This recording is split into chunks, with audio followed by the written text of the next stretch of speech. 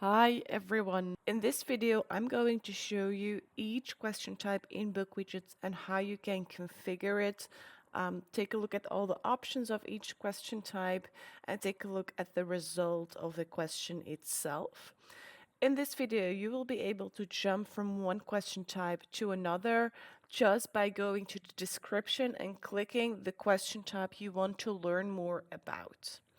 We are going to start from a quiz that already has all the questions configured. So I'm always going to go to the preview, then I'm going to jump into the question configuration, and then I'm going to go back to preview to show you some different settings as well. The first question is going to be a text question. That's the first one you will see when you click add a new question. A text question is a special one because it's not really a question. It's more of an informational piece of text or multimedia that you want your students to read. It's a place to put your instructions for an exam, for example, but your students are not going to answer a question. Let's take a look how that looks. So in my preview of this text question, I am just adding some instructions. So I can use bullet points, I can add more links if I want, I can add images, resources, materials, and I can also add a video. So in this case, I'm asking my students to watch a video and then complete the questions that are coming next. Let's jump into the question. So this is my question. When you're configuring questions in BookWidgets, you always go from top to bottom. So make sure to read everything that is in there because we don't put in a lot of text, but the text that is in there is for you to give you some more guidance of to just understand the meaning or purpose of the question type. Then you can go down and you will be able to switch to rich text. So I have now rich text, and this means that I can put things in bold, that I can add links, that I can play with formatting a little bit more. I want to talk about rich text because this is something that is possible for each question. In the question itself, in the instructions of your question, you can use rich text, and there you can even insert images, websites, just also embed other websites. You can even embed another widget if you want. Add audio, record audio on the spot. You can add tables, you can add images to those tables as well. You can add video, you can ask for an equation editor to make sure that your math symbols are right.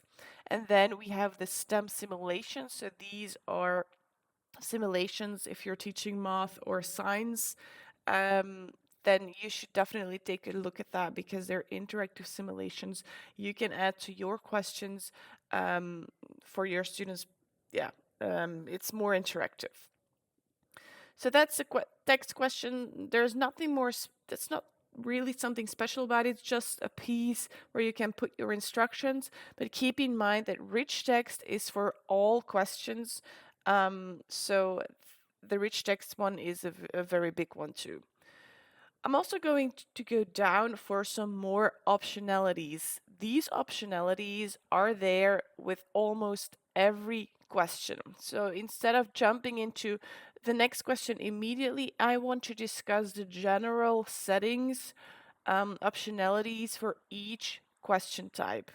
So when you have the fields that you need to fill out for your questions in BookWidgets, you can scroll down and you will always have a rationale field. This field is for you to add an explanation or the correct answer of a question. So when you're asking your students to write to write a summary about something, you can add an example answer in the rationale. You can add an image, you can add an example image that belongs there too. And the rationale is something they will get, or when you enabled it in the general options that they immediately can get the answers after submitting, or when you are returning the feedback to your students, You will see it as a teacher in the reporting dashboard below each question that has a rationale.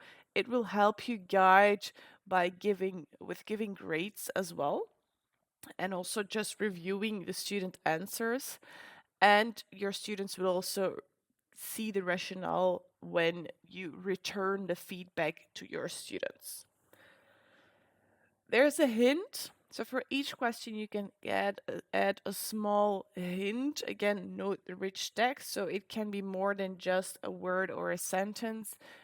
Using rich text, you can also add a video or a table or anything else, a link to a website, and so on. You can add audio. Now note that audio is something you can also add using rich text, your rich text editor. So you would be able to also add it right here in your question. But besides that, you can also just add audio separately. And this has the benefit that you also can play with a count, with a play count. So audio really, adding your audio here instead of rich text gives you this extra benefit that your students, that you can make sure that the limit of listening to the audio fragment is just 2 times in this case. When you're adding audio, you can upload a file, you can import one from your Google Drive if that's connected and if you have audio on it, and you can record straight away in BookWidgets. Then we have an image. So you can always add another image. Again, note that images, you can also add them using rich text in your question itself, but you can also add them below. Video, we don't always allow to add video, but if you have a school license, again, you will be able to see it in rich text. You can also add it sometimes in the question option itself. At this point in a text question, you can definitely do that, and it's just a YouTube link. You can also add a Vimeo link as well. And note that there are often these small information icons. When you click on it, you will get a lot of more explanation for example, configuration of your YouTube link, when you want it to start at a certain point, when you want it to end at a certain point, when you want to enable captions in a preferred language. That's also always possible, but go check the information one. If you have a question and you're thinking, I'm not seeing the answer, always click here when you find these icons, and probably you will get the answer right away. And then there's the last one, a web embed. So you can embed other websites using some kind of iframe into your text question. This is particularly for the text question. If you want to embed or add rich text resources, video materials, images, other websites, I actually suggest not to do this in a particular question unless it's only part of that question. When you really want to embed rich text and multimedia resources, go to resources, so you can add different resources, and you can even link these resources to different sets of questions that are about that resource. So that's an important tip here as well. So these are, this is a text question, but more importantly, these are the general options that go for each question. So they're question-based general options. So I'm gonna take multiple choice and multiple choice with multiple answers together. The only difference here is that here a student can just select one answer. Here a student can select 2 or multiple possible answers. So let's go check how that looks in the preview. So in this case, they can select one answer, and in this case, they can select multiple answer, if not all answers. Let's go check the configuration. this is my multiple choice one. Again, I'm filling out the question, so I'm putting my question here. Then I'm adding all possible answers below each other. And very important, I am ticking off the correct answer.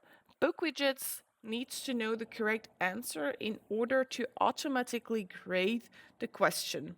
And this is a very, very huge benefit of BookWidgets that is gonna save you so much time. That's the automatic correction afterwards. So make sure that you indicate the correct answers before, so it can save you time afterwards. There are two more options here. So random answer order, I'm gonna disable it now to just show you what it looks like when I disabled these options, because normally they are disabled. So normally your students will just get the answer order like it's listed here if you don't check this.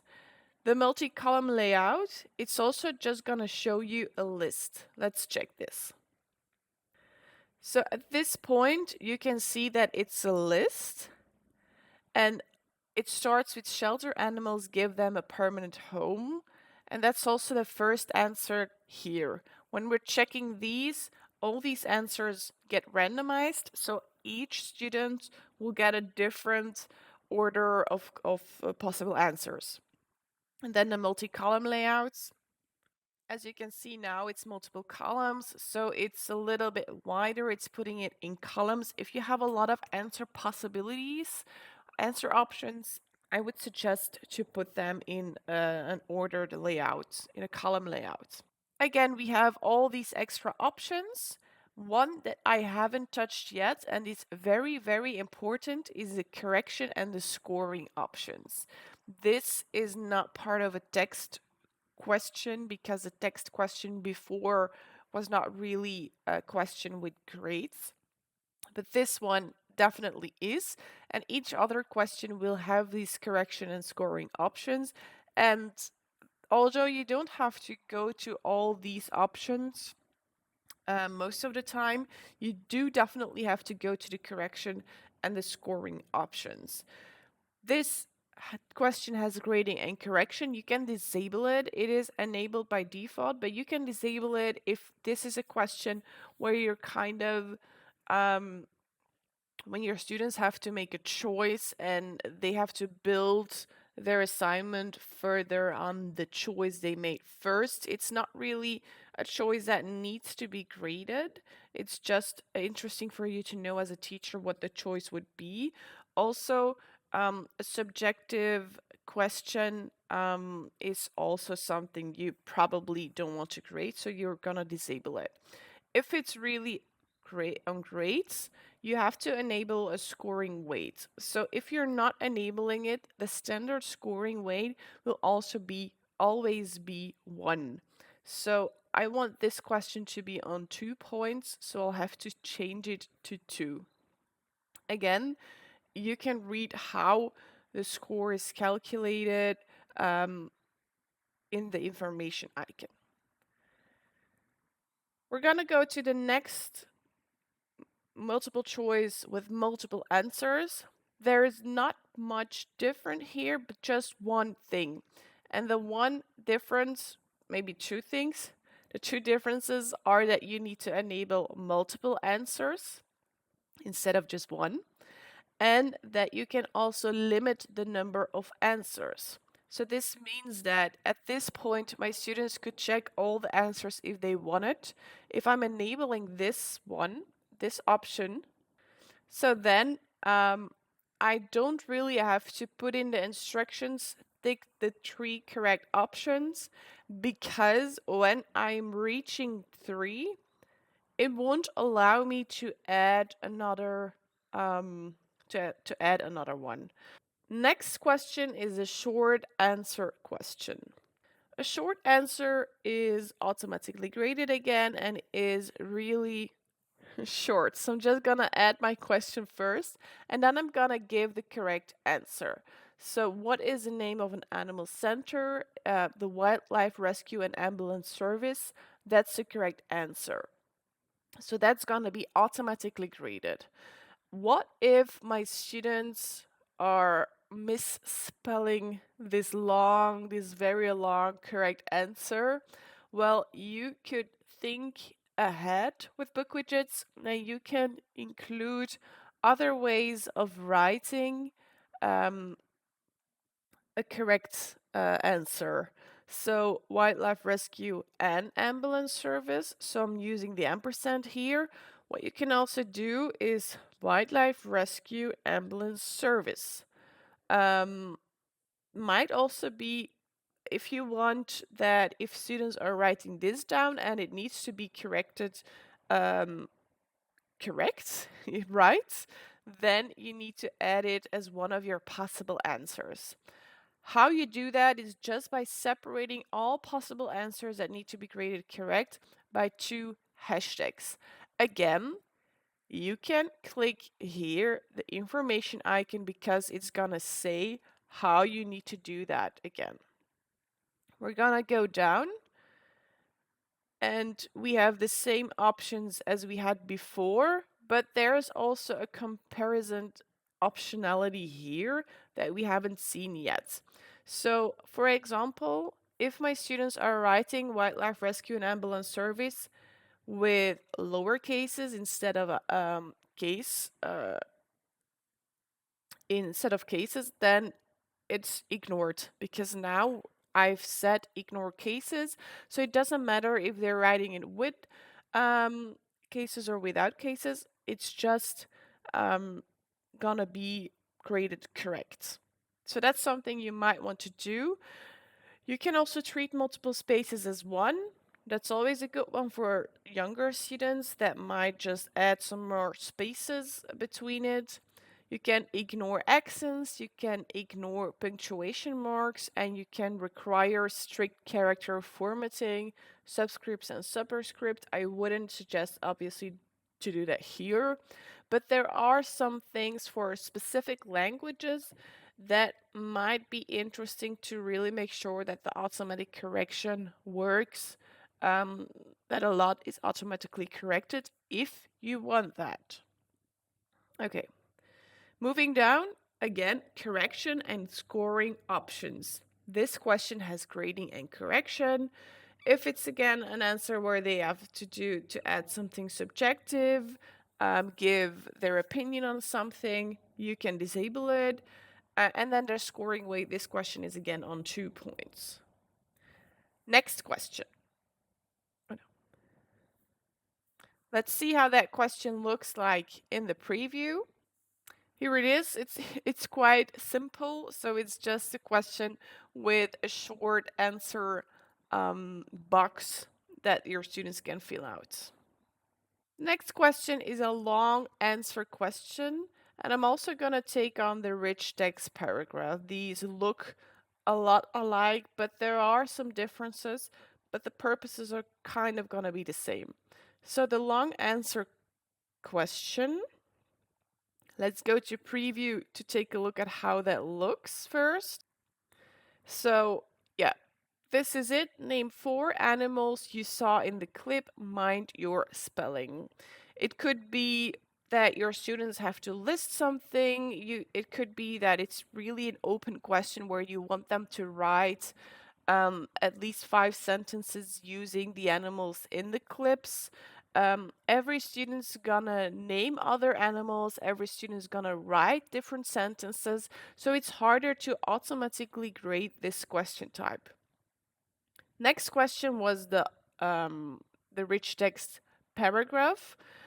You can see that the only change here is that your students get some rich text tools.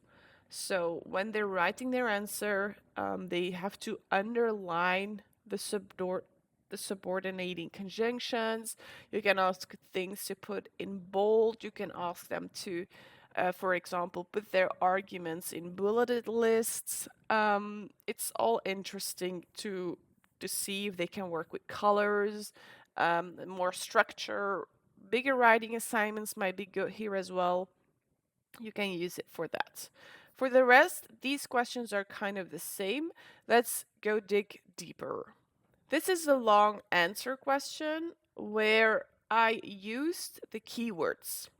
Using keywords is something you're not always gonna do, but for this purpose, it is definitely a good setup.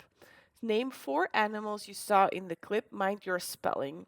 And I'm adding each animal we saw in the clip, so when a student, doesn't matter which 4 animals they pick, if one of these animals that they are writing down is the same as one of the animals I've put in my keywords, they are getting 1 point. So for fox, they're getting 1 point. For hedgehog, they're getting 1 point with a limit of 4 points in the scoring weight. So that's your limit weight scoring. Your limited score is 4 points. And then you have the list of, for each correct answer, they're getting 1 point. Again, how you're doing that is explained in the information section. Let's go over here. So you can support clickable links, you can color matched keywords. I'm gonna do that. So that means that students will immediately see which keyword is correct and which is not. You can enable code input. So for example, for some IT questions, students need a certain code language input, and you can assist your students with that input. And there's also a word counter that you can add for really long summary answers, or where students really need to prepare an argument on a question. That could be good. Let's go to preview. So fox, rabbit, there was no tiger in it, I know that. And then we had a hedgehog. Okay, so when I'm done with it, and I am really reviewing my answers after this entire quiz, I'm gonna do it immediately. It is gonna color the answers that I needed here. So the right answers are colored green and the others are not colored. I did add a rationale. So I'm gonna show you again. Now you can see that the rationale is given to the students because they can see immediately the correction after submitting, or they can see the correct answers. The rationale is right here, and this is what they just got. Okay. One of the other things I really want to point out is that for these long questions, paragraph questions, you can derive a score from a rubric. I will show you that later in the next question for the rich text paragraph. But this is really strong for writing assignments when you don't really want to just put a grade on it, but really want to derive a score from a rubric. That's possible. So next question was the rich text paragraph question. So out of all the animals, what's your favorite animal? Write a short story about your favorite animal. There's no use of keywords here. You can show a word counter if you want. There is a rationale too. So I am giving my students afterwards the conjunctions, the subordinating conjunctions. I'm giving it to my students afterwards, but I'm also giving it to me when I'm grading their work.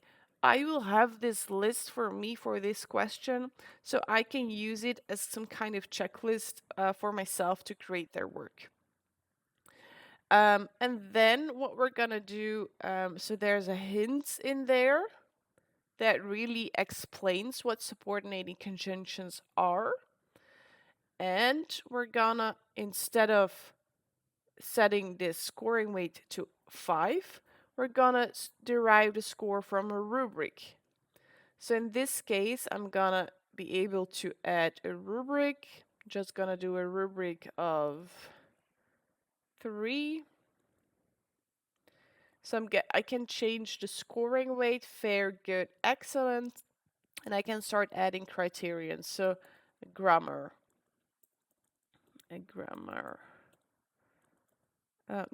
or maybe correct use of subordinating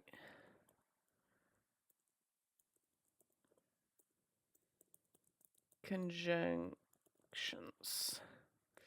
And I'm gonna fill this out one by one. I'm not gonna do this now, but just as you can see, I can just add this vocabulary use, maybe correct animal names. Okay. Let's see what we can still grade on. Okay. Favorite animal as the lead character.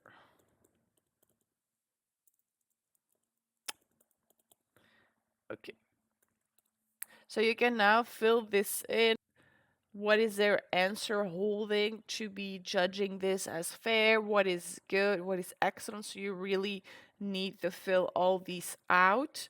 For example, no use. So we can see no lead character. We can see a lot of spelling mistakes for vocabulary use, or it's very basic vocabulary use.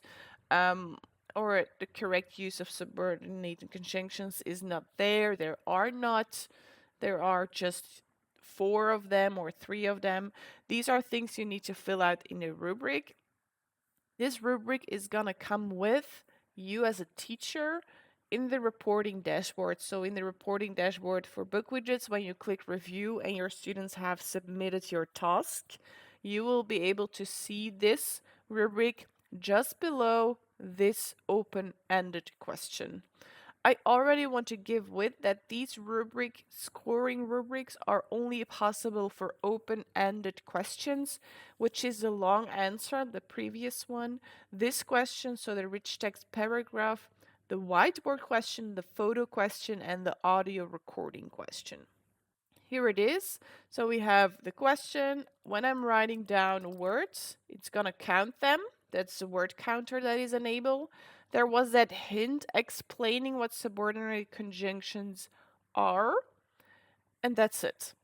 So my students won't be able to see the rubric. That's just for me to grade their work. Next question is the fill in the blanks. When I'm going to preview,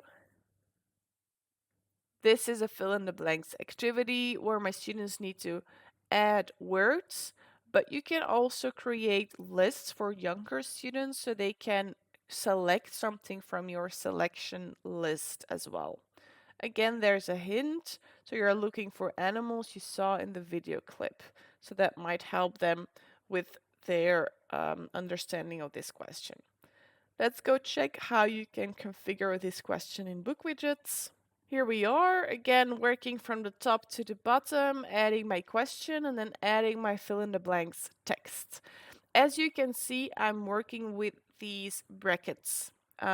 These are very important to make sure that whatever is between the brackets are going to be the empty fields that my students need to fill out.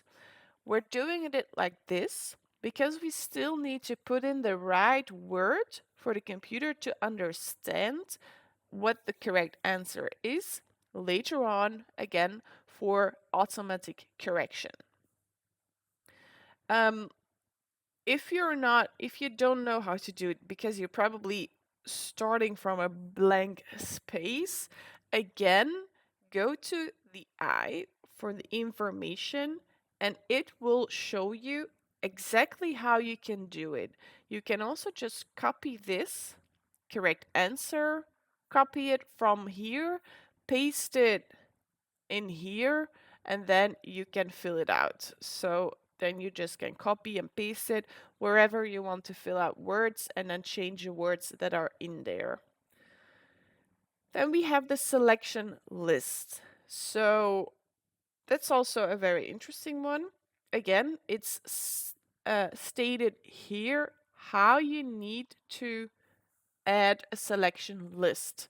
So it's again using these brackets. The brackets are just gonna say to the computer, this is a fill in the blanks field. So it's gonna be a blank field.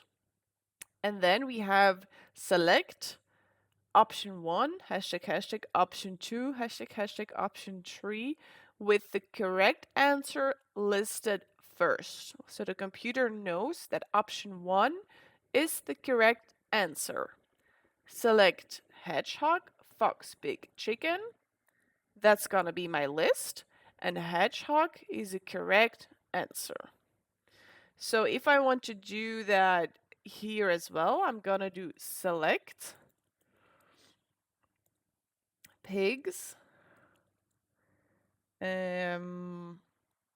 storks,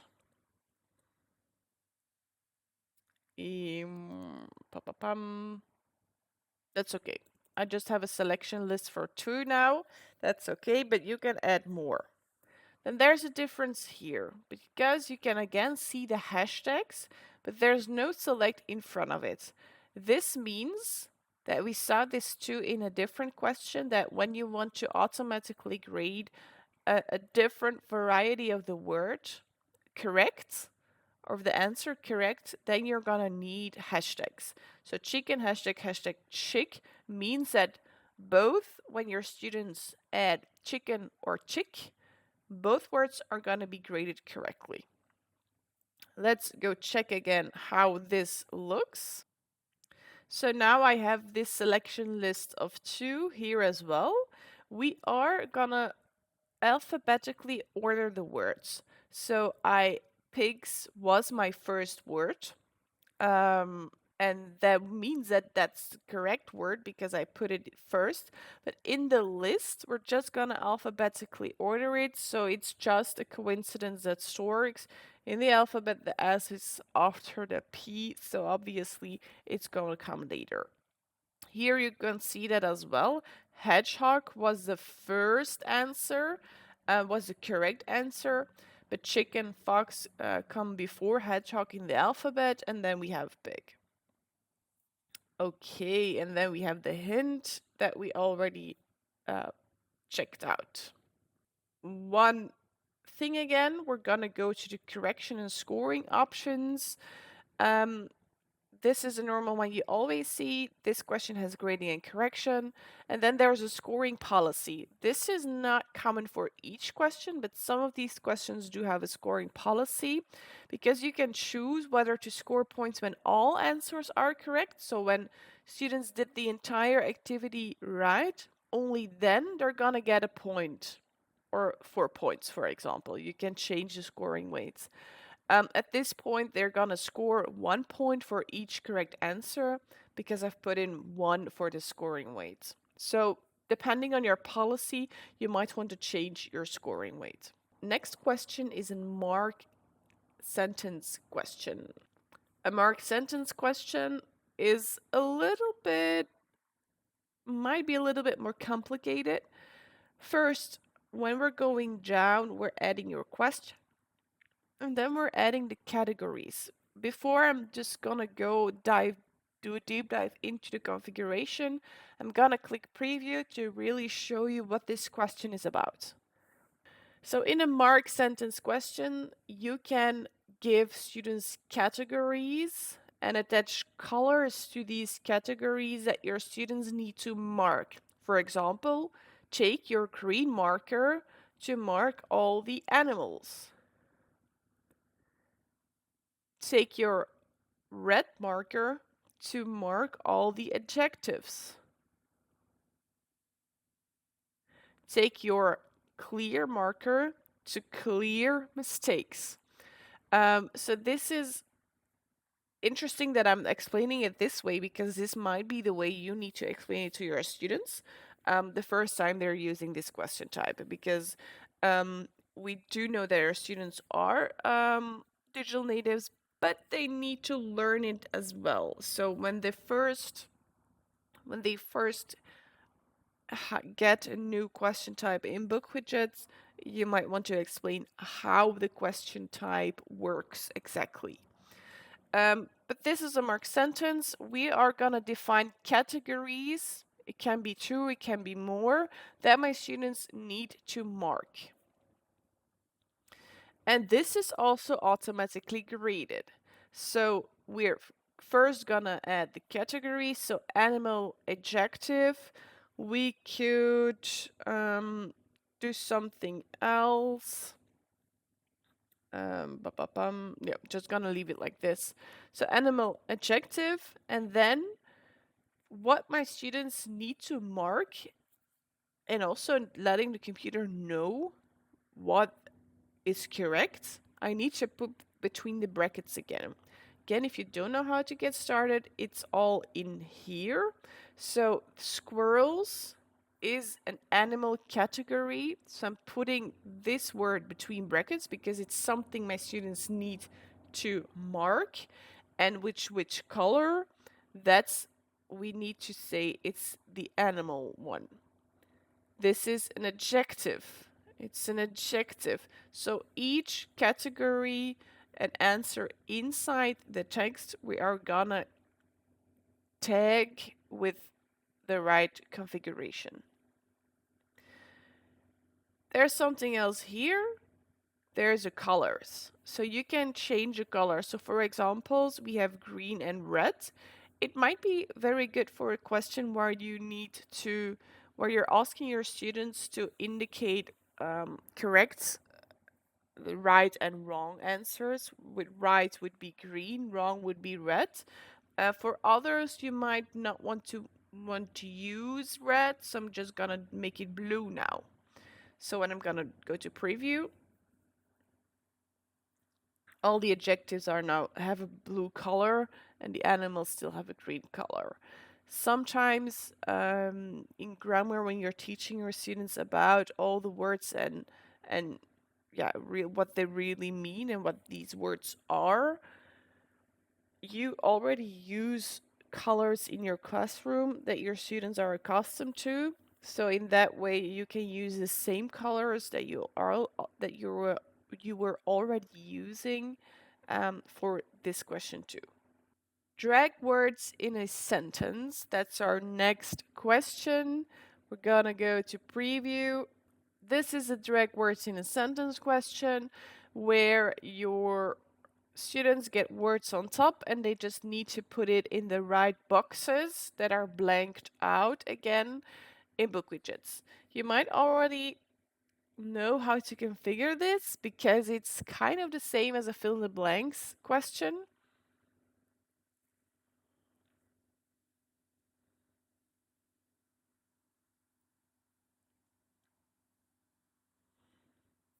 Okay. As you can see, we have the question and then we have the words. So here we're putting them between brackets. So you don't have to give all the words on top or identify all the words that are needed on top. No, you're just adding the correct setup in the text between the brackets. So now the computer knows that the word injured, ill, looks after, injuries, and well, these are the words that are going to show on top, and my students will have to drag and drop in the boxes at the right place. There's more, because these weren't just the only words shown at the top for my students. I have added some distractors. So you can make it a little bit harder by adding some more words to your students, for your students to choose from when dragging and dropping the words. And then we have the correction scoring options. It's just a scoring weight for each correct answer. So score multiplier, it will be multiplied by the number of correct filled in answers. So this means that at this point I have 5. So this means that at this point I have 5, 1, 2, 3, 4, 5 fill in the blanks, drag and drop boxes. So this will be at 5 points as well. My next question is the correct words in sentence question. Let's see how that looks. So it's just a text with mistakes in it. So for students, it looks they need to read, and then when they find the mistakes, they can click on it, and it's not a beer, but it's a bear. So they need to correct the mistakes in that. So the bear was safe, the bear, so it's 2 times the. So we're gonna delete one of them. Um, yeah, with a doctor from the city zoo, it's not a doctor, but it's a vet. Yeah, so all these words that they're seeing that need to be changed, they can change. There are 2 also settings, an easier mode and a harder mode of this question. This is the easier mode, and why is it? Because when I click on a word that is correct, it will say that it's correct. So it gives students more a focus point on words that are incorrect, and then they need to think about how do I change the spelling.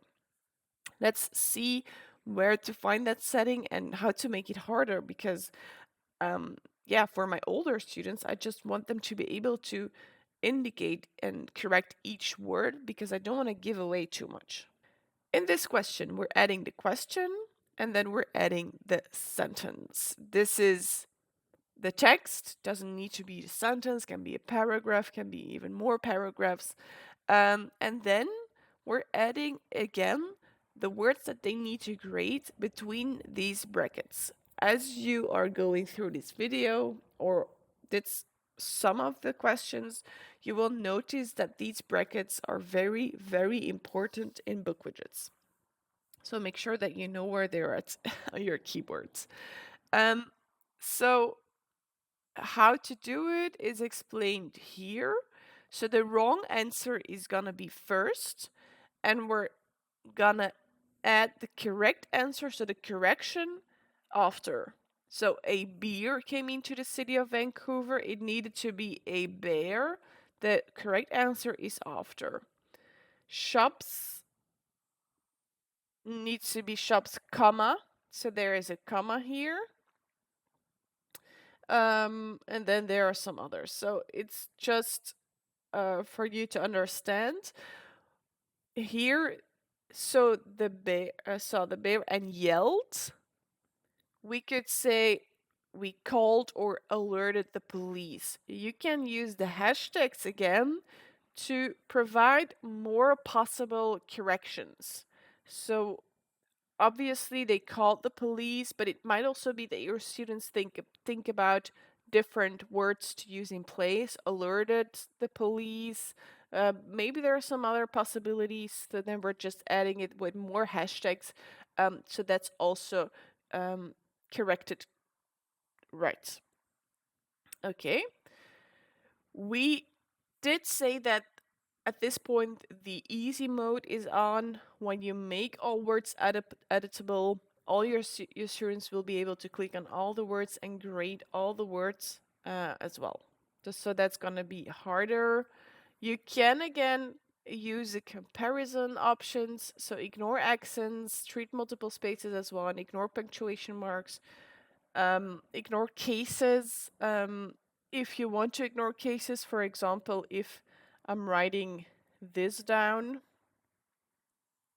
wrong is Canada, and then we need the right is Canada with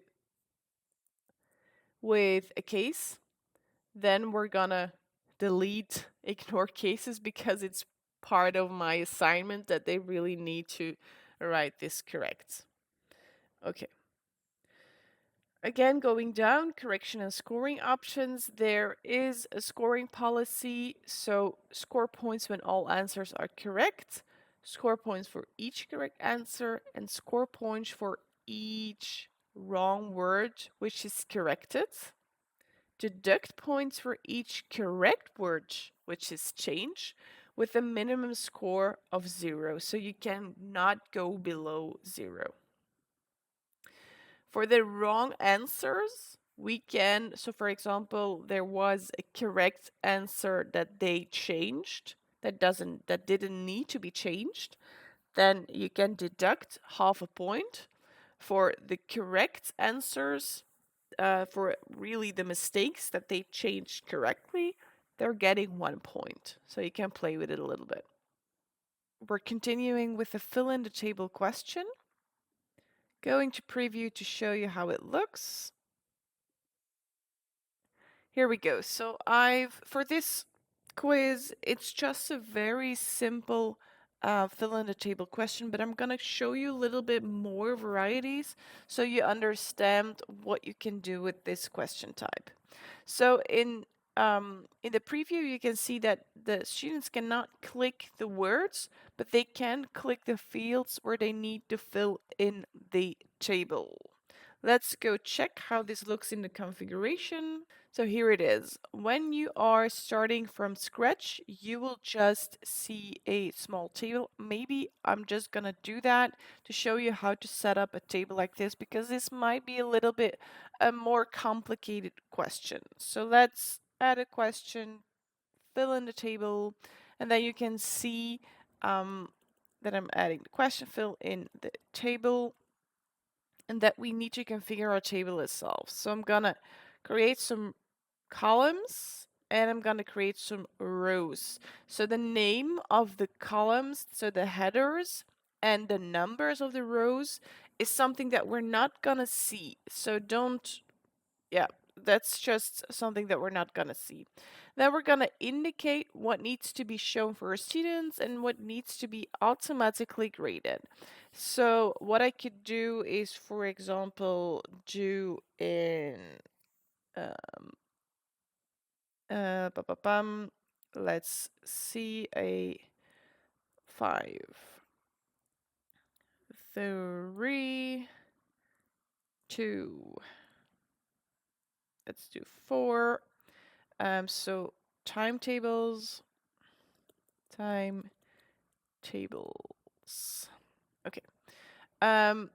So they're gonna have to do 2 times 5, 2 times 3, 5 times 4, 4 times 5, and 4 times 3, and then they need to fill out the right answers here.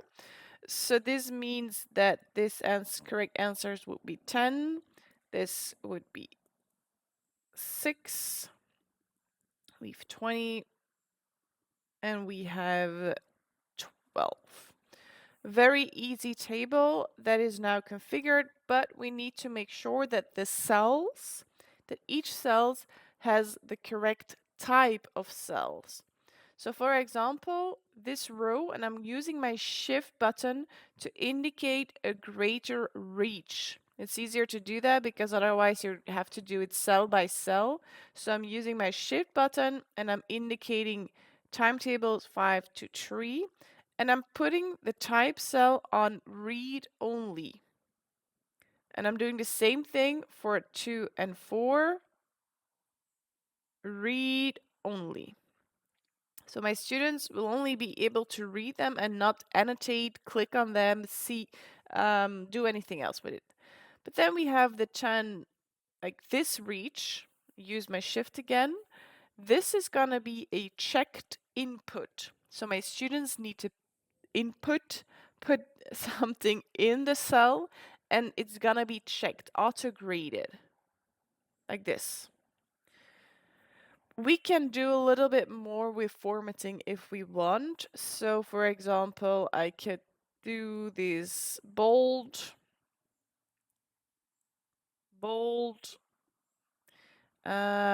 I can change how I can work with the border, the background. I can change how this looks.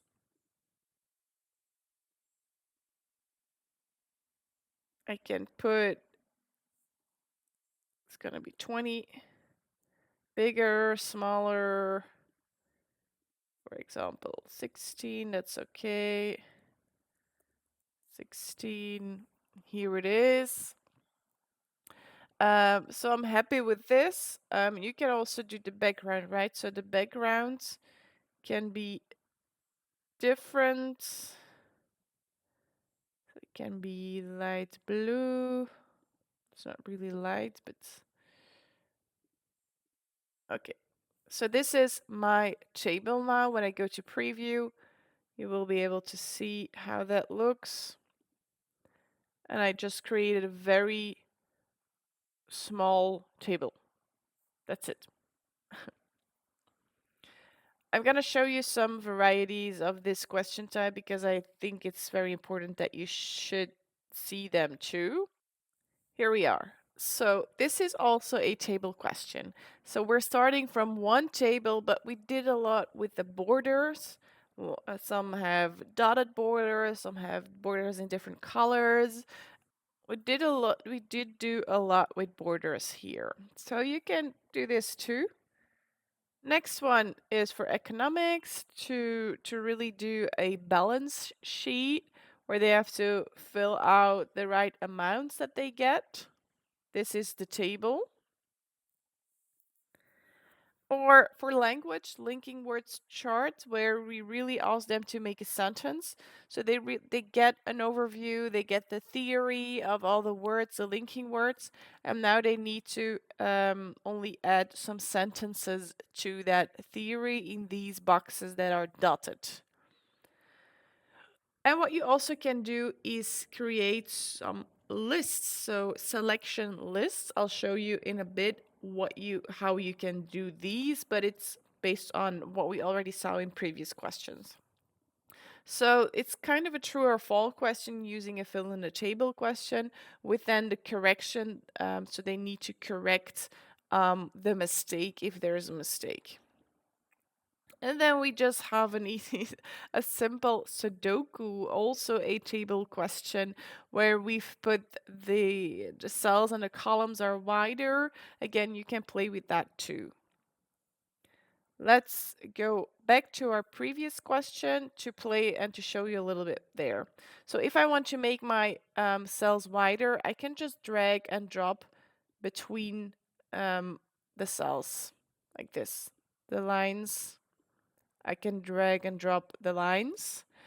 And if I wanted to make selection lists, I can just do the same as I always do. It's also in here how to make a selection list. For example, select 10, 8, 7. The correct answer needs to be first. And now when I'm going to preview, I can see this selection list instead of my students that need to really type the answer. You can see it's a wider table now. You can also play with formatting. For example, now I want to put it in the middle.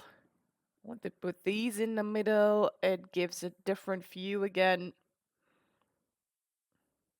So you can play with that. You can put them lower. You'll have to play with that. Put it in the middle again. Put it in the middle. Yes. Okay.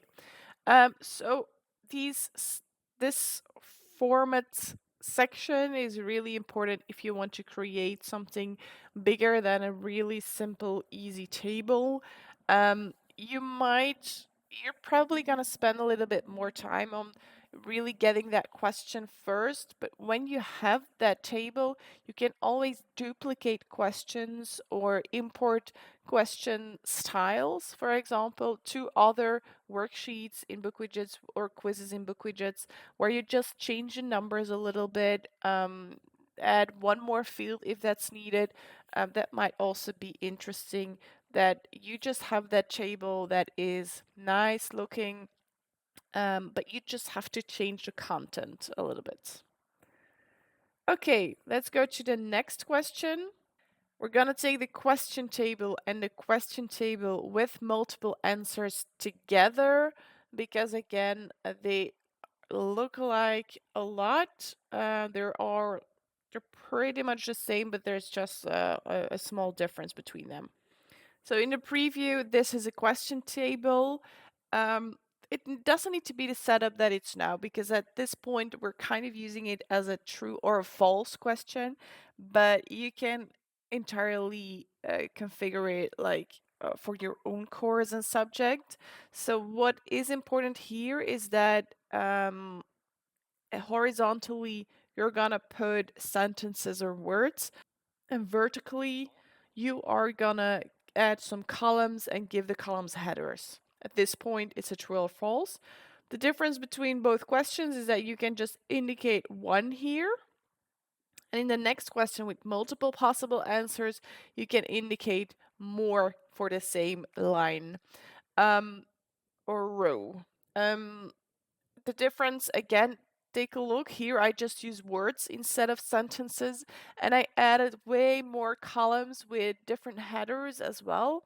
So both questions can be configured completely different to what your goal is, what your students need to do with this question. Let's take a look at the configuration. So I have my question table with one possible answer here, adding my question, adding my columns. These are important to add first. You need to know what your students need to indicate for each sentence of words that they're gonna write down. So columns, and then we have the rows. People in Great Britain only like cute and cuddly animals. Then, to make sure it is automatically graded, we need to give the computer the correct answer. And we're going to do this by adding two hashtags and adding what the right column is for this row. So which row students should indicate. It needs to be exactly the same as here. If false is with a lowercase capital, so with a lowercase, false here should also be with a lowercase. How you're doing it, again, you can see it right here. And then we have the correction and scoring options, just a scoring weight for each. It's a score multiplier, so for each row that will have a point. Note that you can use half points, just put 0.5 and then it will be a half point for each of these.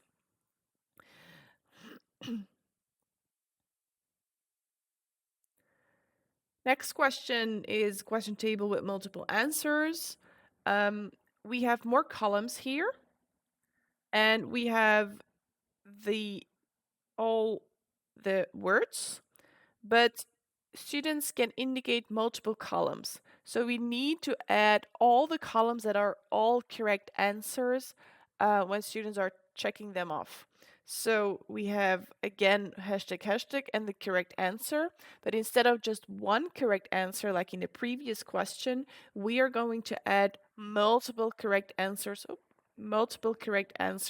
like you can see right here. The one thing that you have here is also the limit number of answers. At this point, when I'm going to preview, my students can just select everything they want, like this. But when I am enabling limit number of answers, you will see that they cannot add more. So I'll just gonna tick them off. So when they've reached the limit of what they can tick off for each row, for example, then they won't be able to tick off more. I think this was just one. Okay, so they can indicate one here, but not more. Okay. And then again, we have the correction and scoring options like in the other question.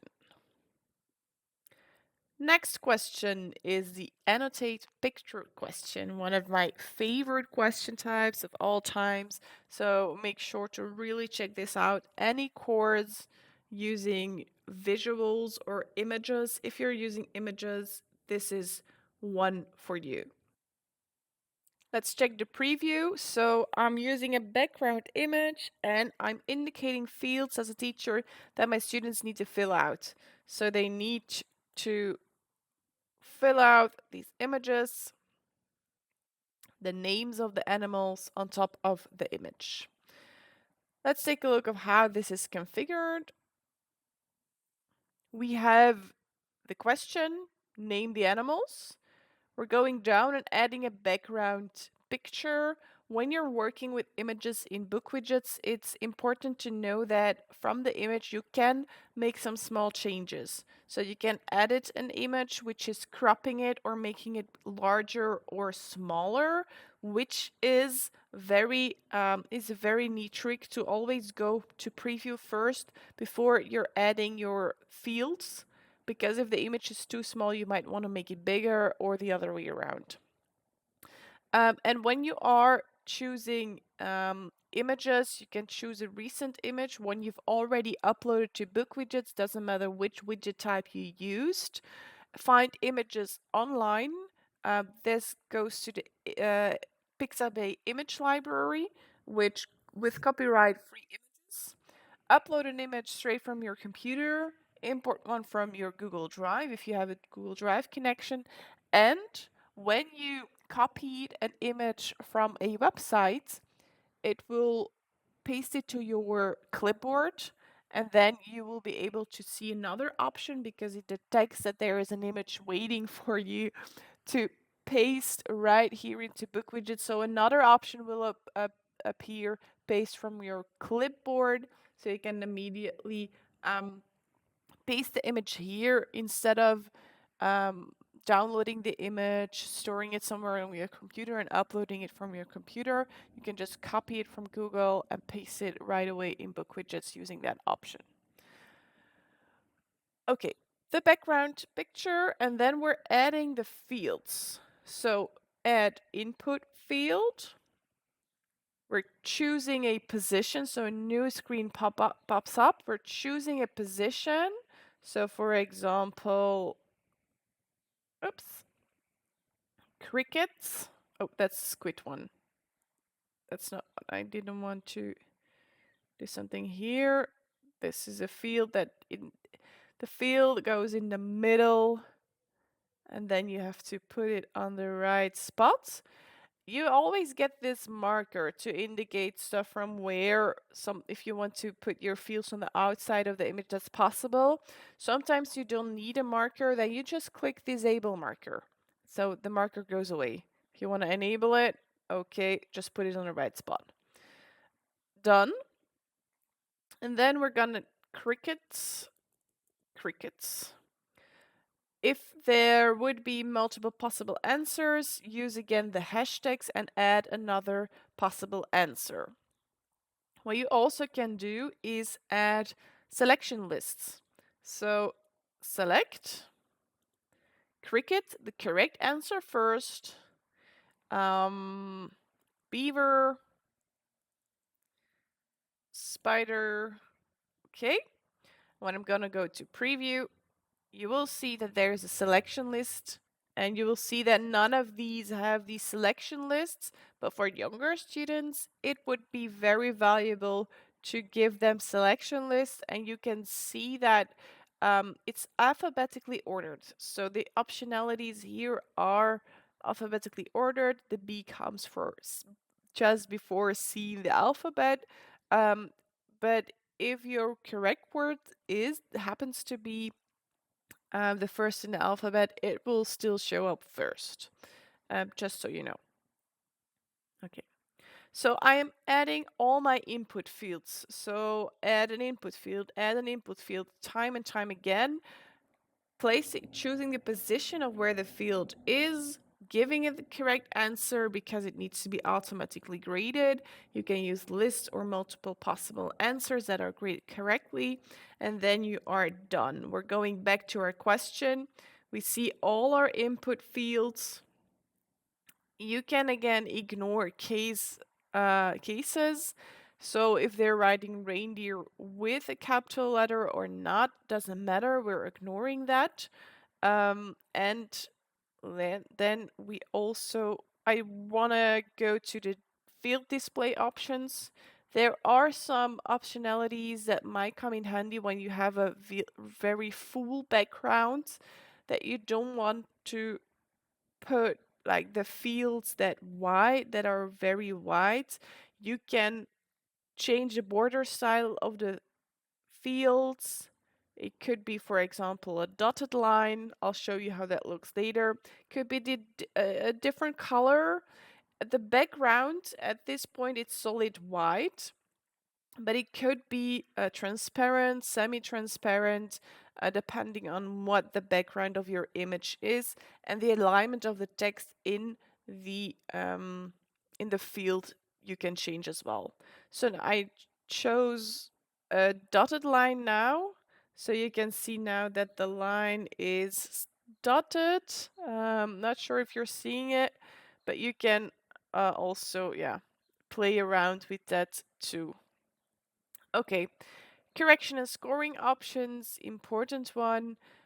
Question and this discussion has grading and correction. You can disable this.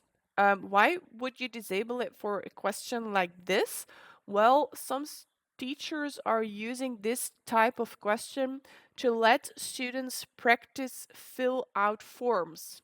So a form with their name, for example, a form like really an administrative form that your students need to to fill out, or an invoice. So they learn how to do that. At this case, then probably every student would put in some different words based on their personal information. Score points for each correct answer, or score points for when all answers are correct, and I've put in a scoring weight of 0.5 here. Next question is the whiteboard question, an open-ended question, also a very visual and fun question to work with. So let's check out the whiteboard question in preview. At this point, we're giving the students a clear white whiteboard to work with. They do get some tools. I'll go over the tools because it's important that you know, so you can explain for the first time to your students as well. So we always start with the brush. We indicate a color. You can change colors if you want. Students can change colors, and you can change the width of your brush. So a big brush or not. So my name is Lucy. So I can write on it. I can swirl, draw arrows if I want to. I can switch tools. So from the brush, I can draw straight lines. So for example, if I want to make a better arrow, I might want to use straight lines. If I want to draw X's, so an X on a background image where the teacher is giving you something to draw on, this is also a good way to start.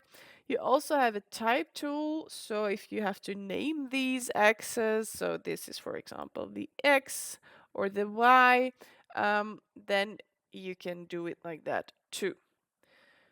There's an option that is not enabled, but I'll show it later. And then we also have the star icon. The star icon gives students images they can use on their whiteboard.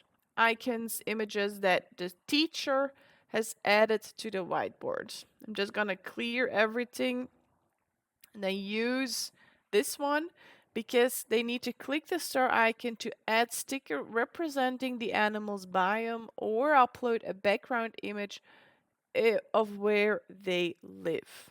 At this point, for example, if my favorite animal would be an ice bear, I can use this.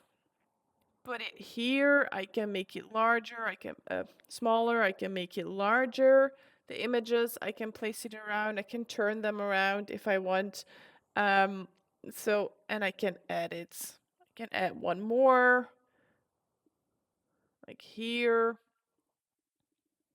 So I can use these stickers to answer my question as a student. When I'm going back to my question itself, There's the question, and there's the height of the whiteboard. At this point, it's always set at 400.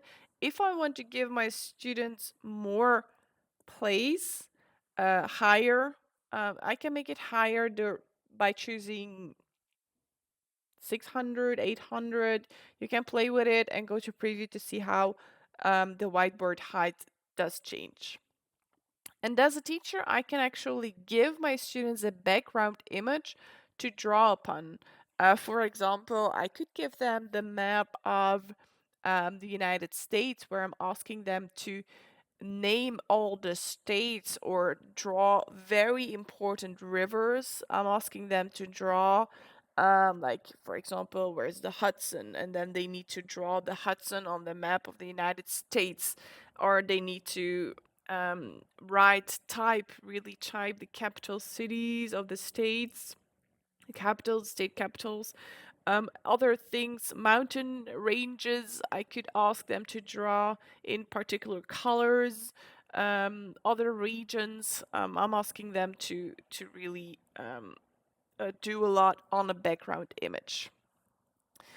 And then we have the enable photo tool. So at this point, you can enable also the photo tool. When I'm going to go to preview, my students will be able to upload a photo from their computer or to immediately take a photo using their computer's camera.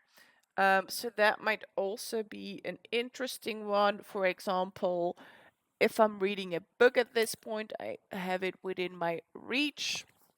And the question is about, yeah, upload the cover of your book and talk about it. Then I could just do that.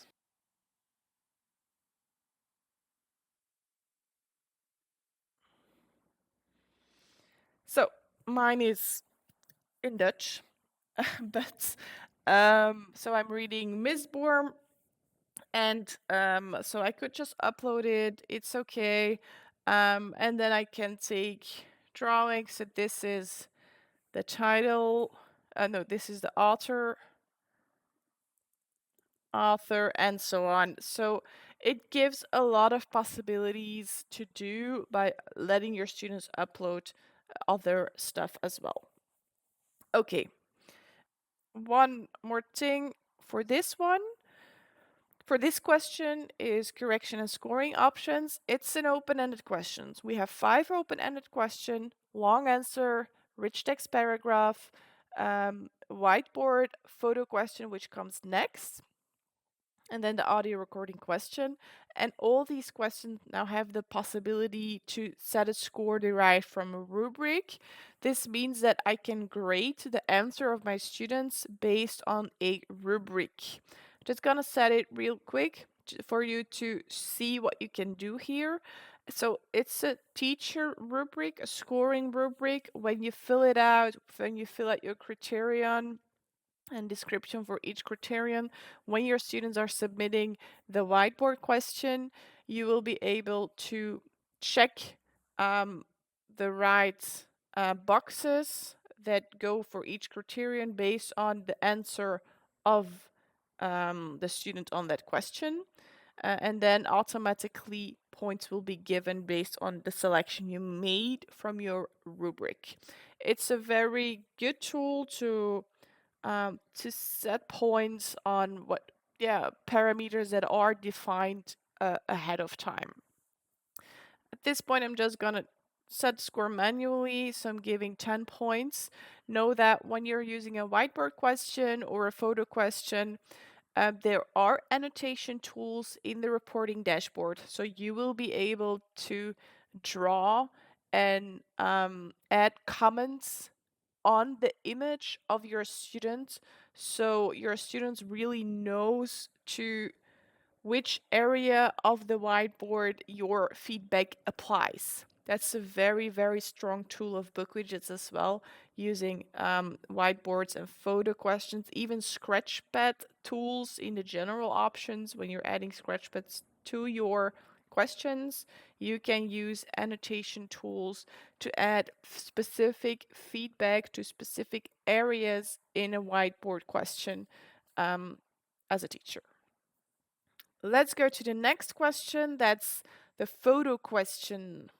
The only thing that your students need to do here is to upload an image. They can immediately use a camera or they can select a picture. This one is very good for gathering proof, or for example, when they need to create artworks. Yeah, on paper, obviously, you don't really do everything digital. Then you can ask them to upload artwork pictures using this question. And later on, again, as I've said before with the whiteboard question, in the reporting dashboard as a teacher, you can indicate things on the artwork to provide comments specifically to a certain area of the image they uploaded. Or the images. So if you want them to upload multiple images, you'll have to duplicate the question and let them upload more images as well. So for example, this assignment is where they need to go take a hike in nature and be very aware of their environment. They have to add a picture that proves a wild animal has been there. So this can be a nest, animal tracks, or feces. That's also possible. So they just need to upload a picture of that.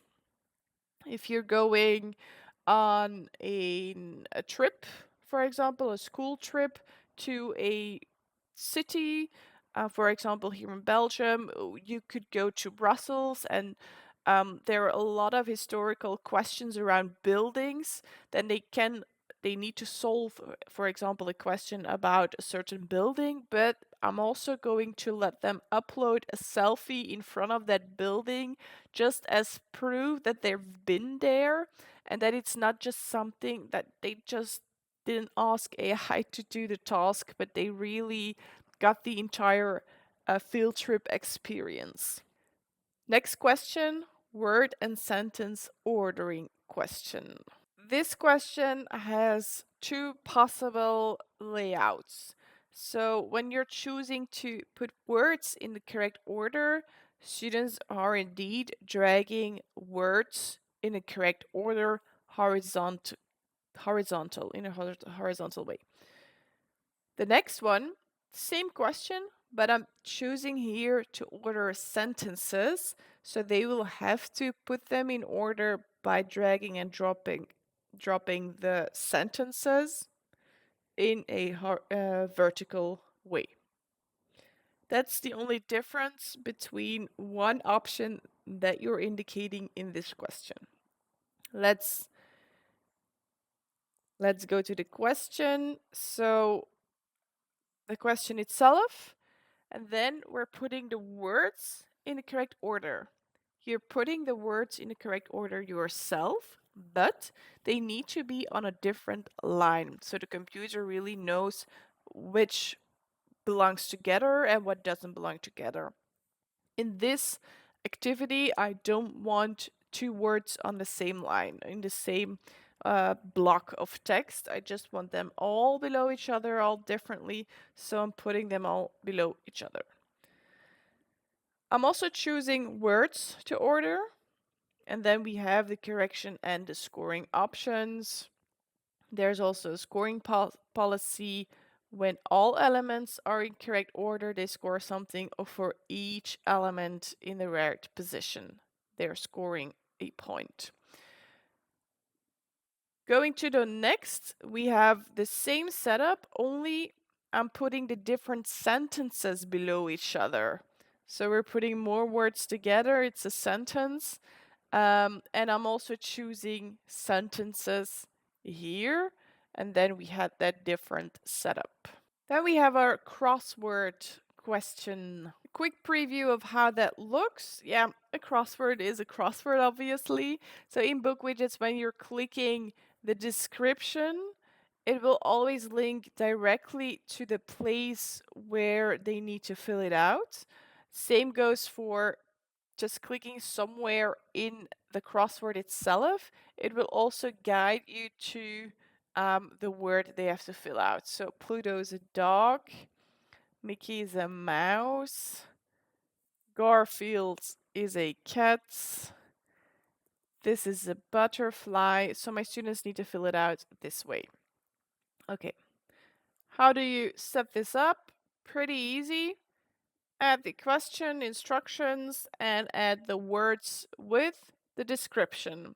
So when I'm adding a word, you will see that you can enter the word and enter the description. The description is the text that your students are going to see. The words, yeah, that's the word that they need to fill out. Okay, and when you're going to, after adding all this, when you're going to preview, your crossword is being generated and it will show that crossword. It is important to understand that if you have a lot of short words, sometimes he just cannot create the complete crossword because he doesn't have enough letters to attach other words to. So make sure he won't show those words, but know that when there are some words missing, he wasn't able to attach that word to another word, making the crossword still fit and correct. You can also change the crossword size. It's automatically filled out, but if you want it bigger, you can have it bigger. If you want it smaller, that's also possible. Then ignore case. Doesn't matter if they're writing cat with a lowercase or an uppercase, doesn't matter. And then again, the correction and the scoring options. 1 point, it's a score multiplier for each correct answer. That's it. Next question, the picture ordering question. A little bit like the words and sentence ordering, but then with images. Let's go to preview. So we just see the images on top, and my students need to order them in the right position below. So it's gonna be like this, like that. Know that students can enlarge images. So when an image is not really clear, they can enlarge an image in 2 different ways. They can click on it really short, or they can click on it like for 3 seconds. When I'm clicking really short in this case, the image is a little bit bigger, much bigger, and I can still zoom in and out as well. For a lot of these questions, like BookWidgets activities, they do work on smartphones, but images might get a little bit small. So know that students can just zoom in on these images. It's important to know that it's not always the same for each question with images in BookWidgets. Like in this case, I need to drag and drop an image. This means that holding my mouse for 3 seconds is not going to enlarge the image because that is the action my students need to take. So for here, it's a short click. For some questions, is a short click indicating the answer, so I need to hold my mouse to enlarge the image. Let's check how the setup of this question is. This is a picture ordering question. Give the instructions. Add your images in the correct order. You can also just add your images in bulk and then use this one to change it. But it's again needed for the computer to know what the correct order is of the images for automatic grading and correction. You can change a little bit of your image. So when you click the edit, you can even add audio. So for example, if it's not really clear what this is, you could add an audio description if you want, and then it will say what it is. For example, we have the spawn eggs. So I could click audio, record, spawn eggs, stop, accept, done. Let's go to preview. A lot of these, before we go to preview, a lot of these image-based question types in BookWidgets have the possibility to add audio.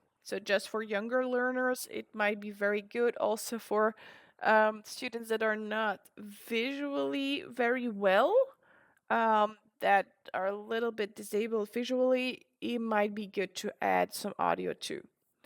So here it is. As you can see now, this one has a, yeah, an audio icon. And when I click it, I will be able to hear what I just recorded.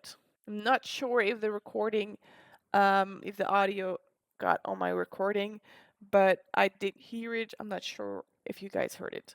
But then now they can just drag and drop that image so they really understand what it is. For scoring and correction options, there's again a scoring policy for when everything is in the correct order or just an element is in the correct order, just like the text ordering, so the words and sentence ordering question.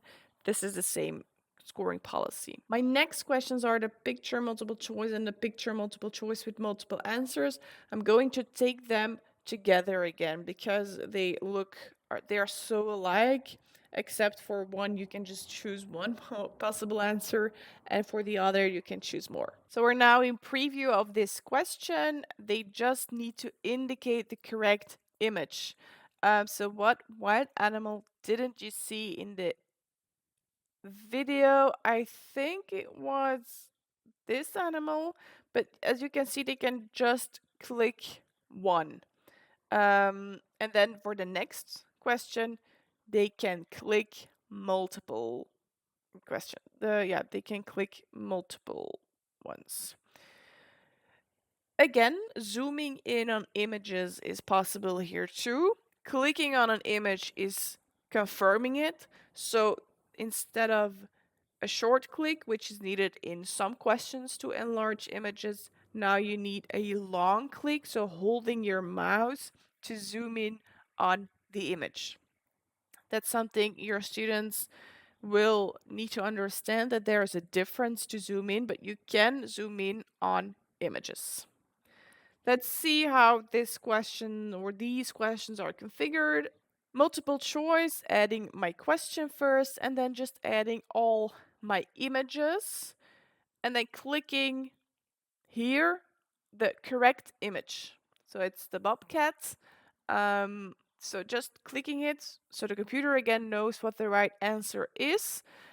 I showed you earlier as well that you can edit images and that you can also add audio. So for example, when my students are not quite sure what this image is, what it represents, you can just add audio, recorded, Fox, except done. When I'm going to preview again, this image also has audio.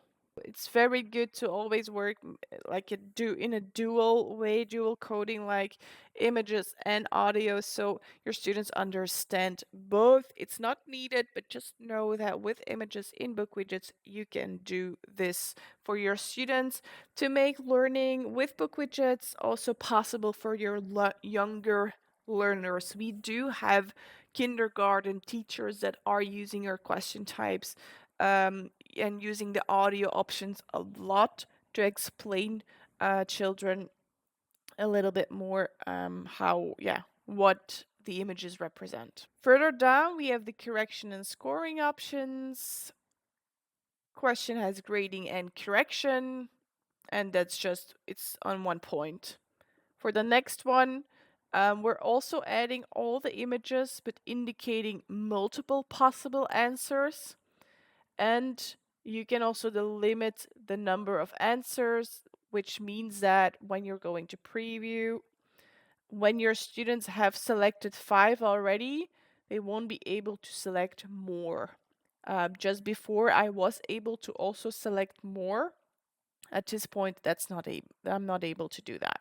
And then we have our audio recording question. So our last open-ended question that is not automatically corrected, but still so valuable to use in your lessons, especially if you're a language teacher. This comes in very handy. First, going over with you how this question looks. It's just a box where they can record their answer. Uh, you might need to explain a little bit what the buttons really mean. So they to do a kind of a test question, so they understand that they can use it as a test phase to really get how the question works. Um, the first one, you cannot go wrong. You can just click record.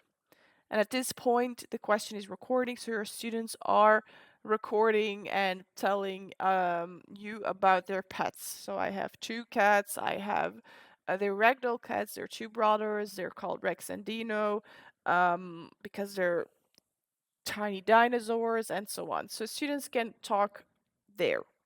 And then we have the pause. The pause is pausing, but it means that you can later on continue to record. So you can just continue recording as well. You can also pause and later on decide to stop. The pause is a very good one, so your students don't click stop too quickly, because when they click stop, it really stopped, and the only thing that they can do is re-record the whole thing, but they cannot continue their recording. The pause button is a very important one to always say to your students. Click pause first, think about what you're gonna say, record more if you need to say more. If you're done, click the stop button. So then the entire recording is here and they can play it again and then just listen to it as well. Another thing is that they can also just hit the record button again. That means that they're gonna re-record their recording. So it's important again to also really state that when you have your recording, you can listen to it, but if you're pushing the red button again, you're just re-recording everything. So your previous recording is gone. So these buttons might be good to, for example, add a hint. And the hint explains each button clearly, and always include that hint when you're doing this question, especially for the first 3 times or so. Let's go take a look at the configuration. It's just asking your question. The recording buttons are going to be shown to your students. And then we have the correction and scoring options, where again, because this is an open-ended question, you can choose to score, to derive your score from a scoring rubric, or just set your score manually.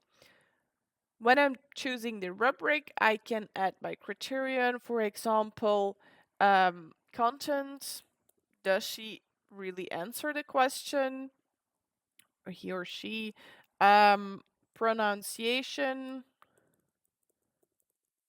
might be a criterion, and then fluency might be it, and just correct use of words, and so on. And then obviously fill in each of these as well. I can make less. So for example, I can even 3 or just good needs work. 1, 2, that's it, or just 0 and 1. The content is good or it's not good. It might be, a rubric can be just that too. But make sure to really give it a thorough description so your students understand the difference between good and between needs work. Or just add another criteria. So my next question is gonna be 5 questions at once, because these are the matching questions. So the text match question, the text picture match question, the picture match question, the audio text match question, and the audio picture match question. We're gonna give our students 2 rows of text or images or audio, and they have to connect it with, again, text, images, or audio. So let's take a look at how you need to configure these questions. First, we're gonna take a look at how the questions look like. So we have text match question. So they have to connect the dots. Always connect the dots to the correct other dot. So poison, that's this. And so we go further, we have the hedgehog, and so on. Connecting text to text, connecting text to images. So this is a lion in Dutch, a monkey, like that. Again, zooming in on images is possible by clicking on it. We have images connecting to images. These are bear paws. These are deer. I think so. And we have connecting audio. So when I click the audio, I'm going to listen to an audio recording, and then I can make the connection. Same for audio connecting to images. And these were all the 5 connection question types. Let's take a look at how we can configure this.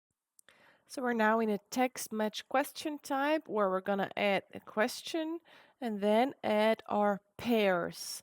So the things that belong together, the words, the text that belongs together. So we're just clicking add, and then you're choosing the word on the left that they have to connect with the word on the right. So poison, they have to connect with a substance that can kill or injures an organism. Same for hedgehog, proximity. So all the words showing on the left or sentences showing on the left, they have to connect with the right. We are going to, for the students, we're going to show this randomly. So it's never going to be an exact straight connection unless you have just a few things they have to connect. Then, yeah, there is just a higher possibility that the connections are straight. There's something else that you can do is just adding a distractor. So you can add another word or another description that they don't have to connect with anything. So for example, I could ask for example, pam, another like a goose, that they have to connect with nothing. So I'm gonna leave this one open. You can also do the other way around. So leave the left word open and then fill out the right explanation in this case, and it's gonna give you a distractor or multiple distractors if you keep adding some distractors.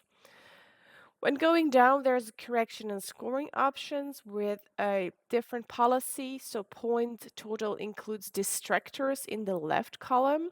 So for example, I do have a distractor in my left column. Does it count as a point when they just leave it open and they're not connecting it? That's correct too. So am I gonna count it as a point or not? Or you can exclude the distractors in the left column as well, and then we have the scoring weight. Same goes for all the other connection questions. So when I'm moving on to the next question, which is a text picture match question, I'm gonna add my pairs. So the text will be a lion in Dutch, and it needs to be connected to the image of a lion. Same goes for the monkey with the image of the monkey. Again, you can add some distractors by just adding another like another word, which is goose in Dutch again. They don't have to connect it to any other image, but it's a distractor that you can add to make things a little bit more difficult. Same goes for the picture. So we're connecting 2 images with each other. So we're always gonna add the 2 images here in BookWidgets. And then the same for the audio. text audio. So we're gonna give on the left the audio. For audio, we do have to add a description, because for the reporting dashboard, when your students submit their answers, you can see just by looking at it that it's correct or incorrect, because an audio fragment, otherwise you have to listen to it each time to know immediately if it's correct or not. So make sure that your audio description matches the audio fragment, and then your students will only get obviously the audio fragment, and they have to connect it to the word on the right. Same thing here. So they have the dolphin, the sound of a dolphin, which they have to connect to the word on the right. There's a distractor already, which is a word extra in this list, which is a lion. Last but not least, connecting audio to images. Same setup, adding your audio description and the fragment, and then adding the image that it needs to be connected to. So we're gonna listen to the audio of a raccoon, and your students need to match it to the raccoon. Again, correction and scoring options here with then the two scoring policies. Let's go to the next question. It's a text drag and drop question. So students can drag and drop text from a space above to the boxes below or on top of an image. Let's go check out how this question looks in the preview. Okay, as you can see here, all the text is listed, so some words are listed above, and they can just drag and drop it below like this. Yeah, just like that in the right boxes. This is one way of configuring it. I will show you the configuration right now, but stay tuned for the next part, because the next question that we're discussing is the same question, but a completely different setup that will be more about images, so dragging text on top of images. So let's go to the configuration of this one. This is the easy configuration where you just add your question and add your word groups. So when you're adding a word group, you have to give it a title. This is what the title will, your students will see that title, and then all the items that belong to that group. It's important that you list them all on a separate row. And obviously, the computer knows that they belong together and they all belong in this group because you put them together in a group. Just add more word groups to make that question. When you're going down, you can see all the word groups. And then obviously we're going to correction and scoring options, where we can choose whether this activity is has grading or correction or not. And then there's a scoring policy where you can just give the points when all words are dragged in the right boxes, or just score points for each correct answer. And again, you can change the scoring weights. Part two about this question is the same question where you have to drag text to boxes on a background image. So this is different. We're giving a background image to our students, and we're also not showing the headers of our word groups. And you will see that each word group is just one word that they have to drag and drop in a box. So it's a little bit more complicated to get this layout, and I'll show you immediately how you can do that for the text drag and drop question part 2. So I'm now in that question, and we're also again starting from the top and going to the bottom, just adding our question and then adding our word groups. So the difference here is that we do have the word group title. We do have the item, which is actually the same as a title, but we have to give a title. Even if we don't want to show it, we have to give it a title. So that's very important. And then we have to add a position on the image. Where is that box of the group of that word gonna be on top of the image. Before we can do that, we obviously have to add the image. So I'm going one step back and going down. So instead of already adding all your word groups, I'm gonna skip this part first and going to the background here and adding my background image. Again, you can change the image, edit it, change the size of the image. It's always good to go to the preview to see how big the image is turning out, to make sure that it's a good size for your students to drag and drop text on. So that's gonna be step 2 after adding your question. Step 3 is gonna be adding these word groups. The word groups, again, as I've said, you're adding a header, you're adding the same item, like the tail is a word that they're gonna have to drop, to drop. And then we're gonna add the position. Adding the position can be done by clicking on it, and then you can change the word group. The box can be it's probably a little bit bigger, so you can make sure that the size fits the image better and it's really positioned at the right space.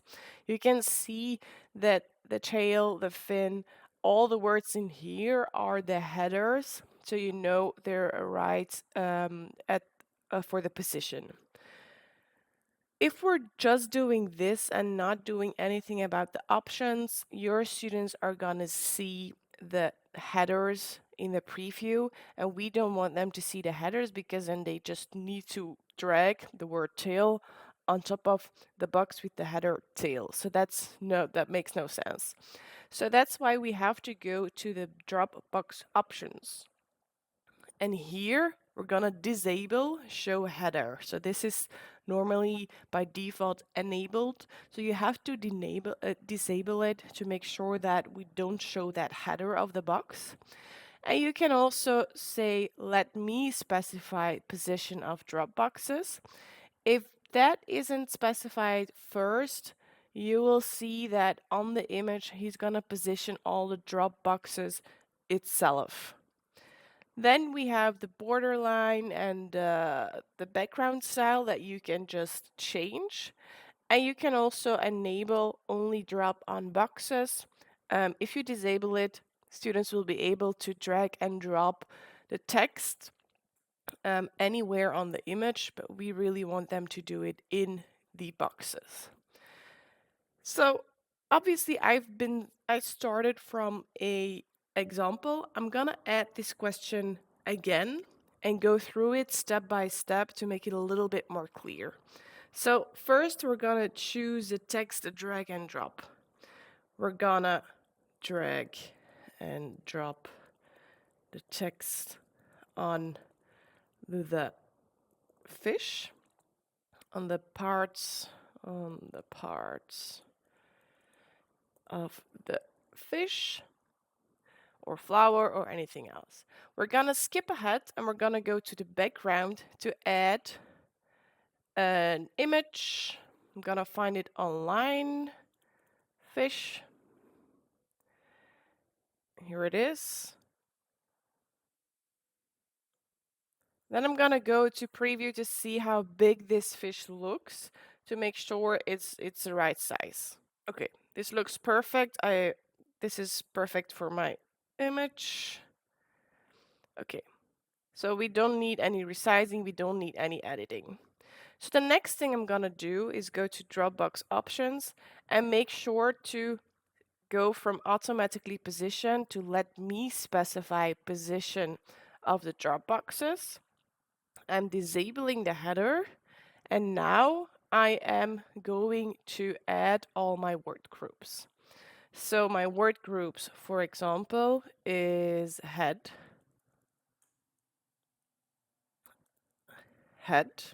position, clicking on it, position it right here. Done. Add another word group, tail, position, like here. scales, scales, position, put it somewhere here.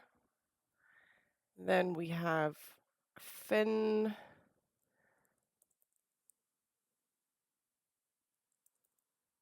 Oops. And put it here. You can just go on and label everything. Now I am done with that. So I have my question. I have my groups with just one word. And I have a background image within the drop options. I disabled the show header, and I also said, let me specify the position of the drop boxes. Now I'm going to preview. And this is how it looks, where they can just drag and drop the words on top of the box.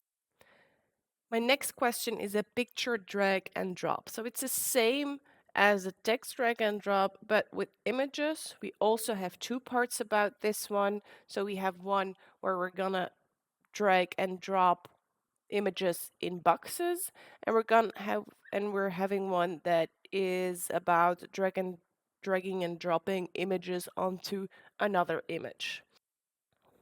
So part one of this question, this is how it's gonna go. It's an easy setup, adding your question and adding your groups, your image groups. We're giving it a title again. So we're gonna, this is about adding Canidae and Felidae to the right groups. So we have images of animals, and my students need to drag and drop them in the right group. So all Canidae are wolf, bulldog, a fox, a hyena. So I'm adding all my images here by clicking Add Images. Again, you can click Edit here, and you can add an audio. So I'm gonna record it. Wolf. I'm not sure I was in time. Let's do it again.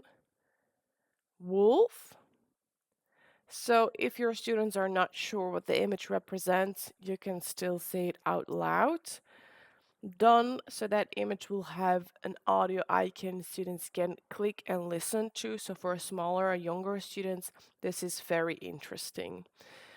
Next group that I've added is then the Felidae, where we have the lion, tiger, black panther, leopard, and some kittens. Again, you can change the image, edit it, change the how big it is. You can crop it a little bit. You can add audio and so on. And this is how it looks. So this is my question now, where they can just drag and drop the images into the right box. And again, the audio I just added is here, so you can click on it. You're probably not going to hear it. You can click on it. Students can listen to it, and then they can drag and drop it in the right box. Let's go take a look at the second setup of this question, the more complicated setup. And that's where we're gonna drag and drop images on top of another image. So here, my students need to drag and drop the images to the right continent. So the animals, where do they live? So they can just drag and drop them right there. Let's see how this is configured. Okay, we're gonna start with adding a question. And then, because we're working with a background image, we're gonna go to the background and upload a background. So I have an uploaded world map with the separate continents in different colors. So it already gives a student an idea of the different continents. So that's the first thing. We do also have the Dropbox options. We're gonna go back to this later, but again, show header is disabled, and I also enabled let me specify position of drop boxes. So normally, automatically position drop boxes is enabled, where you just get those drop boxes like in the previous question. You don't have to do anything with that. Here, we have to specify them on the background image. I also enabled, and this is normally enabled, is only drop on boxes. So I don't want my students to be able to drop the images somewhere else on the image. So it needs to be dropped in any of the boxes that I indicated on my image. I did something with the styling as well. So my students are not seeing a border in first instance. And they're also, the background of my box is also transparent, so it's not just a white box that is covering my entire image. No, at this point, because of these settings, my image comes through perfectly, and the boxes will show up when they're dragging and dropping. They know where they can drag and drop, but it's not taking away of my image. So let's see how that will look when we're adding our groups. So you're adding an image group. I'm adding them for each of the continents. So for Antarctica, I added a penguin.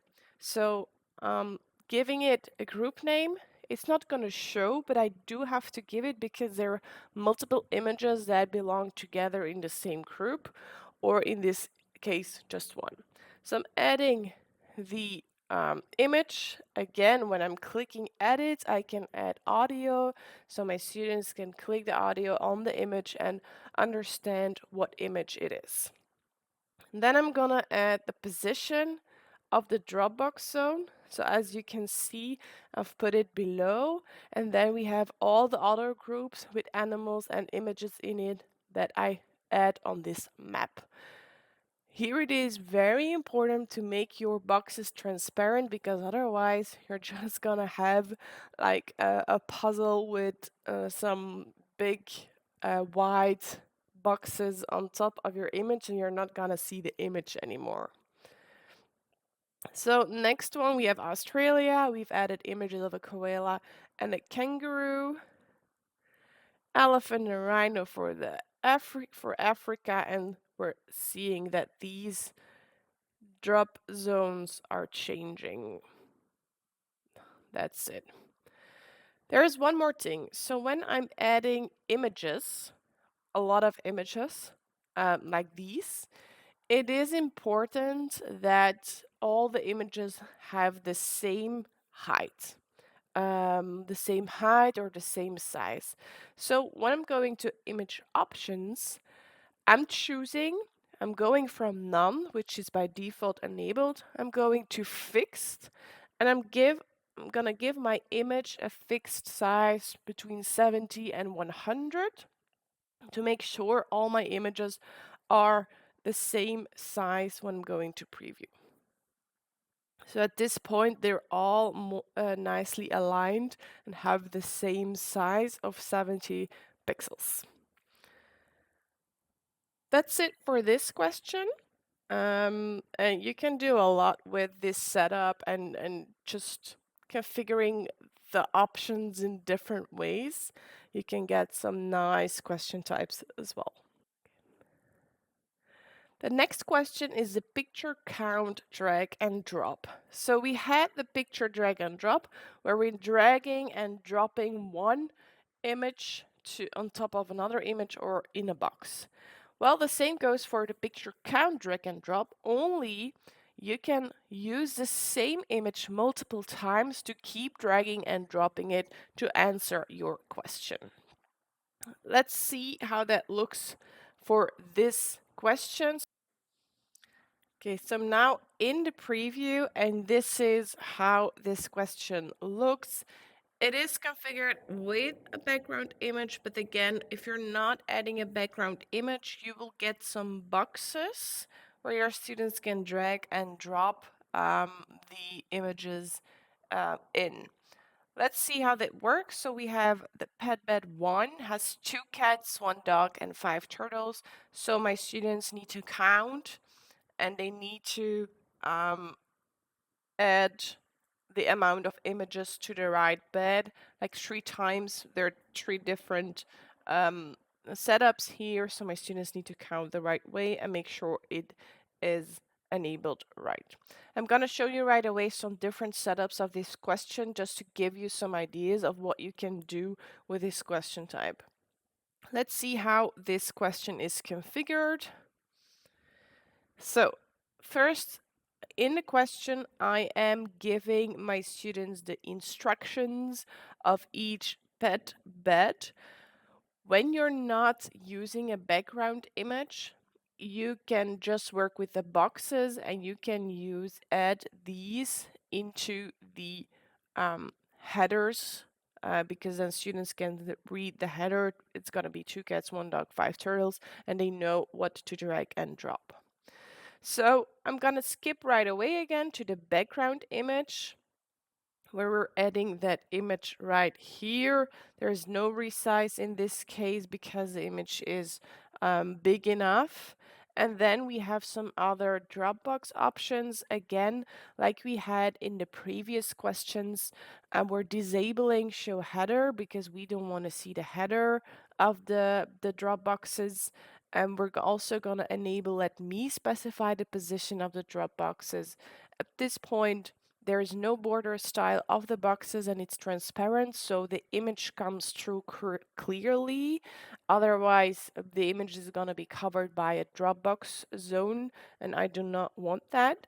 And then I'm also going to enable auto align box elements and alignment in the center. So these are some options that I can work with if I'm using the harder configuration and I'm working with a background image. I'm gonna show you later on what it looks like when you're not working with a background image as well.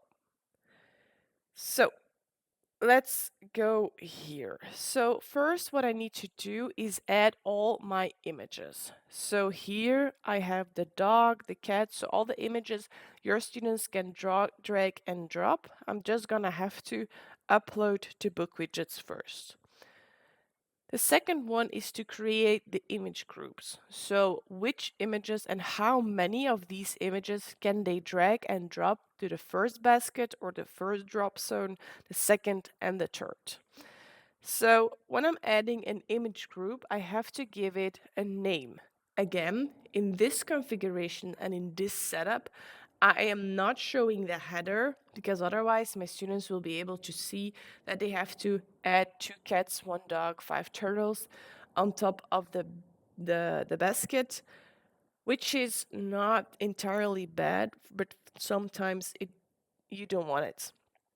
I also added this into the instructions so my students do know when in which basket they have to add which animals and how many. And that's the thing. So now we're gonna add the images.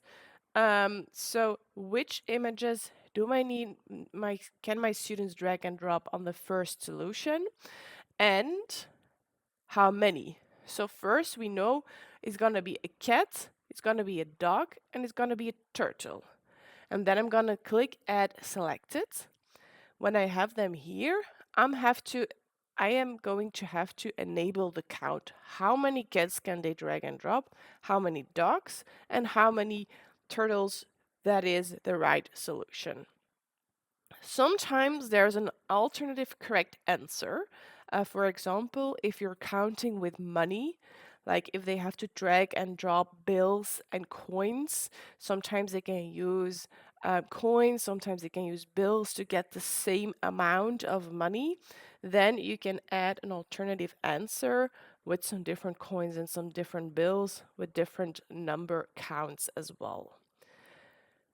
Next step is to specify the position on my background image. This is where this group is going. So my students will be able to drag and drop 2 cats, 1 dog, and 5 turtles on this basket. My second group is about snakes, parrots, and dogs. And my last group is turtles, cats, and parrots. Done. That's it.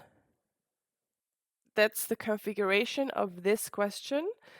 Let's go check some other configurations to just give you some inspiration of what you can do with this question type.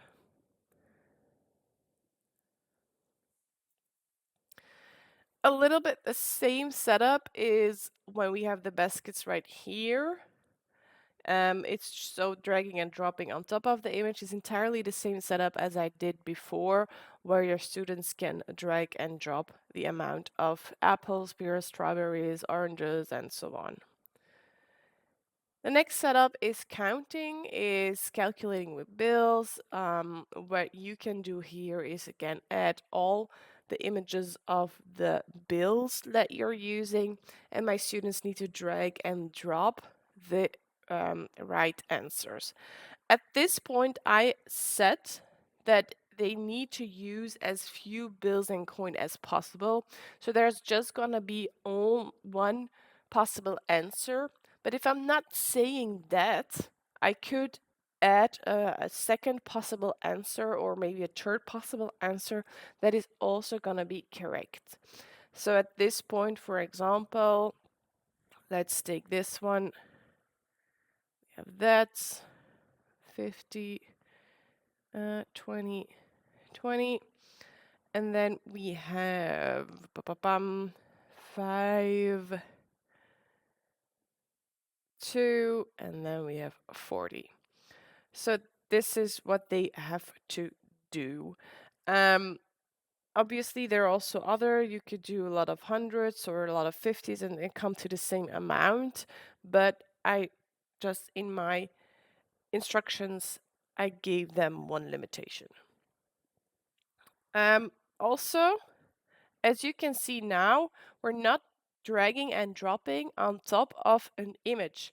This is the easy setup where we're just adding the images and we're adding the different groups. I created 5 different groups with the header, the amount in the header, and then selected which bills they can choose to drag and drop into each box. That's it. There are no Dropbox options enabled here or disabled.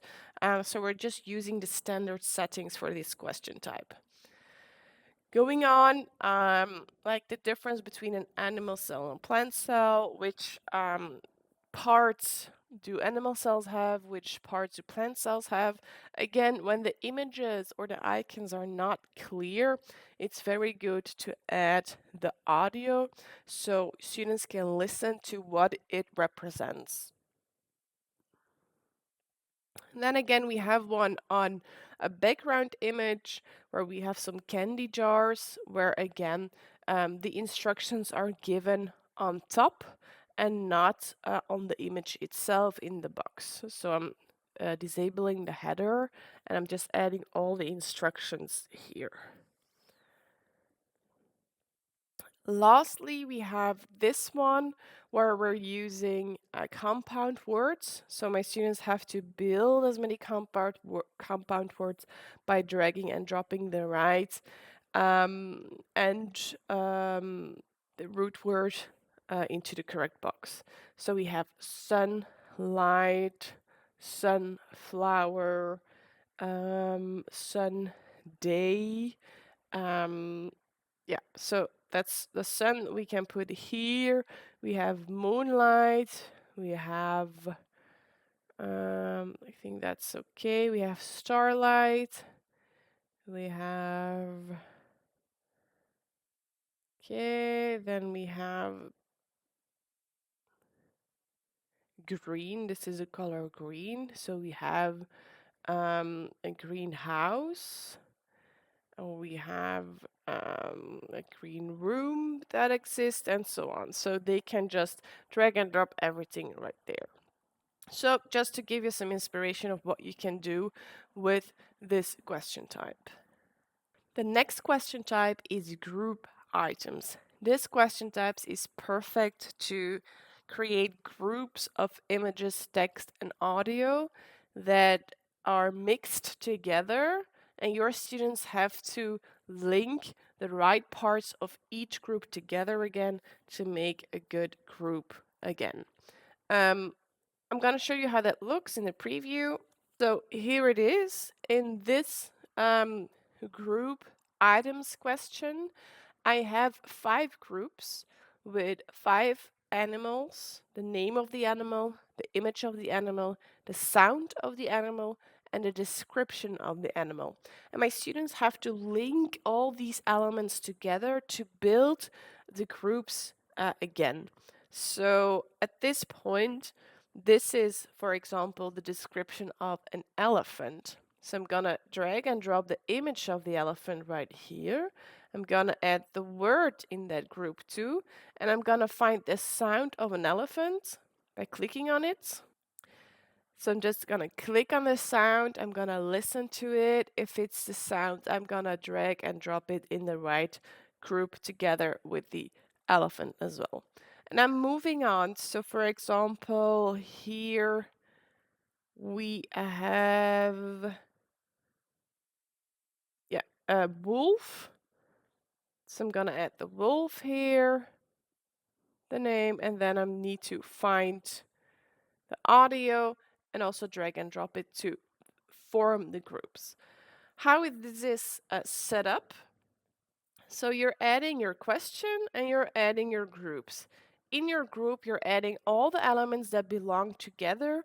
So again, BookWidgets know what is correct and it can be automatically graded. So tiger, the description. So we're gonna add words, images, and audio. So when you're clicking on adding an item, you can choose what kind of item it is.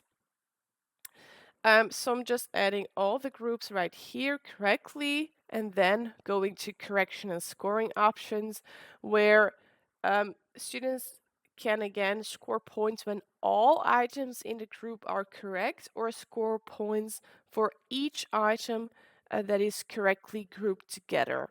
So yeah, it's gonna differ. Your score is gonna definitely change when you're choosing the one over the other, and definitely also when you're changing your scoring weight too. Let's move on to a rated multiple choice question.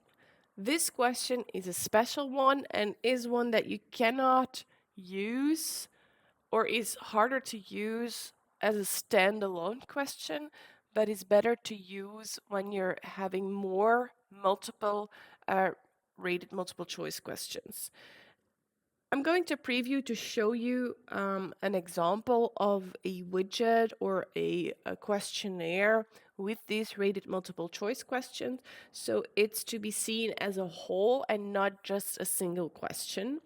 What is so interesting about this is that you have questions that are rated. So you can do some quizzes, create some quizzes that have, when students answer at a choice, they can immediately get an automated feedback based on the score they're having because of the choices they made. So at this point, they have to rate a group work, and then they have to say, okay, it went good. Next question, how well did the team respond to received feedback and suggestions? Good. Then how would you assess the level of collaboration among team members? Fair. We had some struggles. I'm gonna put fair. How well were the deadlines for the group work met? Good as well. And then we had, how would you rate the quality of communication? Fair, and so on. And then we can click to show answers, or we can submit it to our teacher, where the teacher is gonna use this to add a grade on the group work maybe, but then everyone's opinion within that group can count. Okay, so at this point, they're getting feedback. Overall, well done, but there's still some room to grow. Take time to address any areas where you can improve and support each other in reaching your full potential, and so on. So based on all the choices they made, they're gonna get a different feedback message. Let's see how this is configured. So first, I'm adding all my rated multiple choice questions. So at this point, I'm just adding the answers and adding a scoring value as well. So it's a multiple choice with these answer choices that they can choose from. But obviously, each choice has a different scoring value. And same for the next one, the excellent, good, fair, and so on, has a different scoring value. That is one part of the job. The second part here is going to the general options and the scoring and corrections options, because we want to give a feedback based on the score value that my students got on the entire quiz. So I'm gonna go to feedback, and here I've added some feedback layers based upon the percentage that my students got. So I'm gonna open them all. I'm gonna start with the lowest one. So if the score is lower or equal than 40, this is gonna be the feedback. It's a concerning performance because, yeah, they just rated themselves very low. The group work didn't really go well, and this is the feedback that they're getting.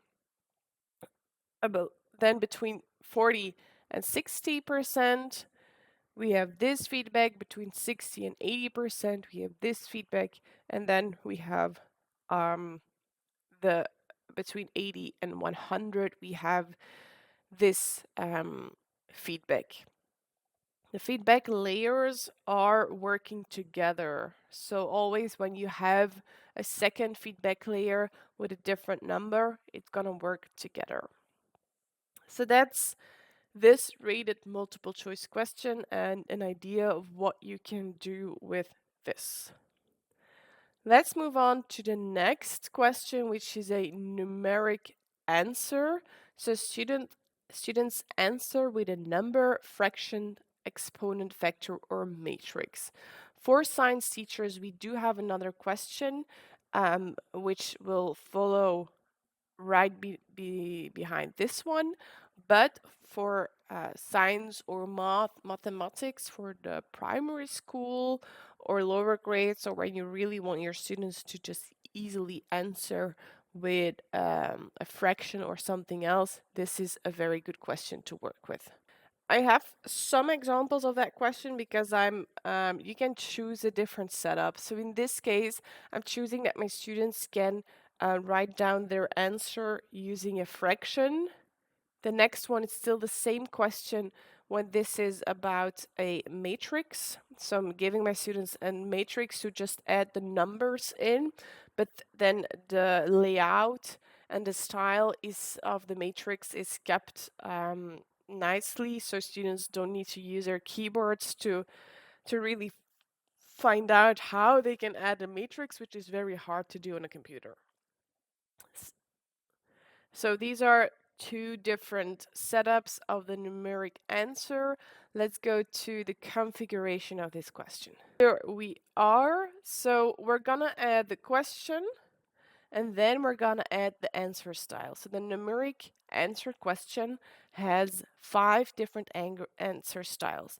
So your students can just add a single number that is automatically graded. They can add a fraction. They can add a mixed number, which is and a fraction and then a number before.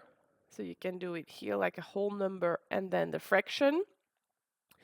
They can choose an exponential notation and the matrix or a vector as well. Just gonna keep it a fraction to make sure that it's kept here. When you're going to scoring and correction options, you just have to put in the scoring weight for that answer, and that's it. My next example was the matrix or vector, where I have to give the right numbers into this style. So when I'm clicking the information button, it's gonna give you the right instructions on how to provide your answer as a teacher. Again, scoring and correction options, they're just a correct answer and they get the full points or not. I have another question for you, and it's the equations question. Also, a very good question for mathematics and science teachers to use. I always suggest to use this question as it will give your students a math pop-up with equation symbols. So sometimes it's very hard for to work with math and science on computers because it's hard for students to find the mathematical symbols that they need to make equations as well. So let's take a look at how the question looks. Here it is. So your students get fill in the blanks fields where they just have to write their answer. And when they're having to write their answer, they get a pop-up that they can use to build the formula. For example, what's the right formula for water? It's H2O. I do need to make sure that I can find that subscript. And on my computer, when I don't have any help at all, I'm gonna lose a lot of time of finding a way to write that subscript. In this case, the equation pop-up is filtering the correct answers that I've put in as a teacher before and knows which icons my students will need to solve this question. You can add some more distracting symbols so my students just do not get one icon or symbol to use, because otherwise that might sometimes give away the answer. So let's go, for example, here it's H2. Oh, so I'm clicking the icon that I need. So exponential number, it is, so 4, so it's 2. I need the exponential number 2. Here I need to add a matrix of 3. So I'm adding 2, 2, 8, and so on. 3, 5, 4. I'm just using always that pop-up to make sure that I can write down my equations right there. Let's go take a look at how we can configure this. Here it is. We're gonna add the question, and then we're going to add the text, and we're gonna use our brackets again for creating the fill in the blanks fields, creating these fields, and we're gonna add the right answer between them. We're gonna use LaTeX to write down the formulas. And using LaTeX is always gonna start with adding $2 and closing with $2. And when I'm doing that, you will see that the formula, so it will show you the formula right away to just show you if you've done it right or not. You can click here the icon to really understand how to use LaTeX using this cheat sheet to write the right symbols, because as a teacher this might be new for you, but it really makes sense. Just use the brackets, start with wrapping your formula between $2 and again $2 in the end. But there is also another easier way to do it, and that's, for example, to switch to rich text and then using the a formula. So for example, I'm gonna show you, we're always gonna do the two brackets, and between the two brackets we're gonna insert an equation. So we're gonna use our equation board. So for example, if I want my students to write down a fraction, like the answer would be 3/4, I can just add it like that, and it is at this point the answer that I've added as a teacher. So it's gonna be way more easier if you don't know any LaTeX. Obviously, some teachers don't like to push that many buttons because they have to click here that insert equation editor, choose the right symbol, and so on. So they can still switch to plain, okay, and they can use LaTeX by just adding all the formulas right here. As you can see, it's like that. It's up to you. We give you two possible answers. What you also can do is when you're just here, if you're starting with the $2 signs, you will get the equation editor. So you can just click here. You will get it automatically. So you can add these things. So $2 signs, just click on this field right here and then just use whatever you need to create and generate your answer, for example, a matrix, and then just adding all the details here, 1, 4, 2, like this. And then it's automatically starting, also ending with the $2 signs. Make sure to put it between brackets if this is something your students need to fill out. And then you're ready. So that's also possible. So 3 possible ways to do it. Just typing using LaTeX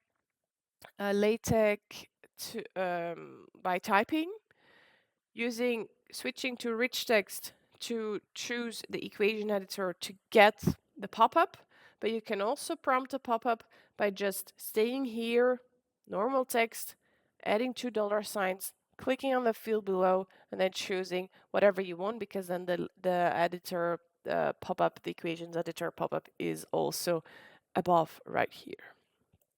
Okay.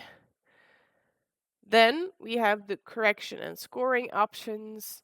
Again, scoring policy when everything is correct or when points for each correct answer, and then the scoring weight. Here we have another option because sometimes when your students need to answer with a fraction, he's only gonna detect the fraction within the equation editor, and your students know that the answer will be with a fraction, and we don't want that. So sometimes we want to add some more distracting formula. So this is how we're going to do that. You're going to go to General, and then we have the equation editor.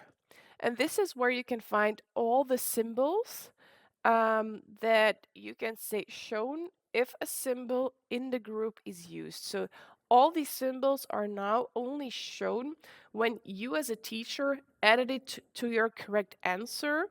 Then it will give the right symbol in the equation editor for the students as well. You can also always go to always shown. So for example, I always want to show my fraction, my equation here, I always want to show this one, just clicking once, this symbol. I always want to show these types of brackets.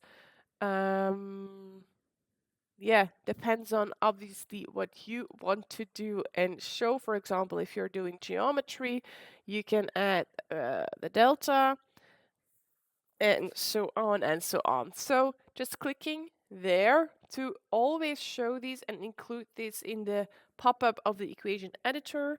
And then obviously when you're using other symbols in your correct answers, these will pop up besides the ones that are always shown as well. You can always hide as well, and you can also do this for the group. So for example, when you are teaching chemistry and we do need to balance equations and you do need these arrows, you can just click the header of the group and then always show these. That's also easy to just always include these within your assignments. You can always hide them too if you don't want them to show. That's it for the equations editor. My next question is the Ionic compound builder?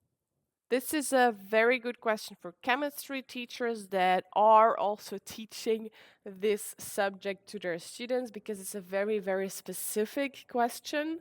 I'm gonna go to preview to show you how it looks. So my students need to come with the formula for potassium oxide. So at this point, I know it's K2O. So I'm gonna add 2 Ks like this. And then I have to find the oxygen like this. Okay, so at this point, they're just dragging and dropping to build the the ionic compounds and the formulas of what you're saying as a teacher, like what the assignment is here. The next question is about balancing chemical equations. So this question has a few different setups, and I'm going to show you in the preview right away. So the first setup is here where your students need to fill out the table of the product. So they get this equation and they need to fill out the table of the products by just adding all the correct numbers, and then they do get a multiple choice question where they have to indicate yes, the equation is balanced, or no, the equations is not balanced. So this is one way of setting up these questions. The next one is where they have to complete both reactants and the product tables. So again, they get the equation, but here they have to also fill out a little bit of the reactants, and then sometimes they get the reactants and then they have to add the products. Again, they have the multiple choice where they have to indicate whether it's balanced or not. And then another different setup is where they have to balance the equation themselves. So they do get the information that is needed to make sure that they can add all the numbers correctly and balance the equation. So let's go take a look at the setup of these questions. The first one is where they get the tables. So we're just going to add the question, you're going to add the equation. Make sure to check out the information to understand how to add the equation. And then we're going to choose a type. So we had 3 different types. So they have to fill out a products table, indicate if it's balanced. The second one had to complete both the reactants and the product tables and indicate whether it's balanced. And then the last one, was about balancing the equation as well. So just moving ahead to the last one, where you just indicate the equation and you have to choose balance the equation, and he's gonna leave out the right spots for students to fill out.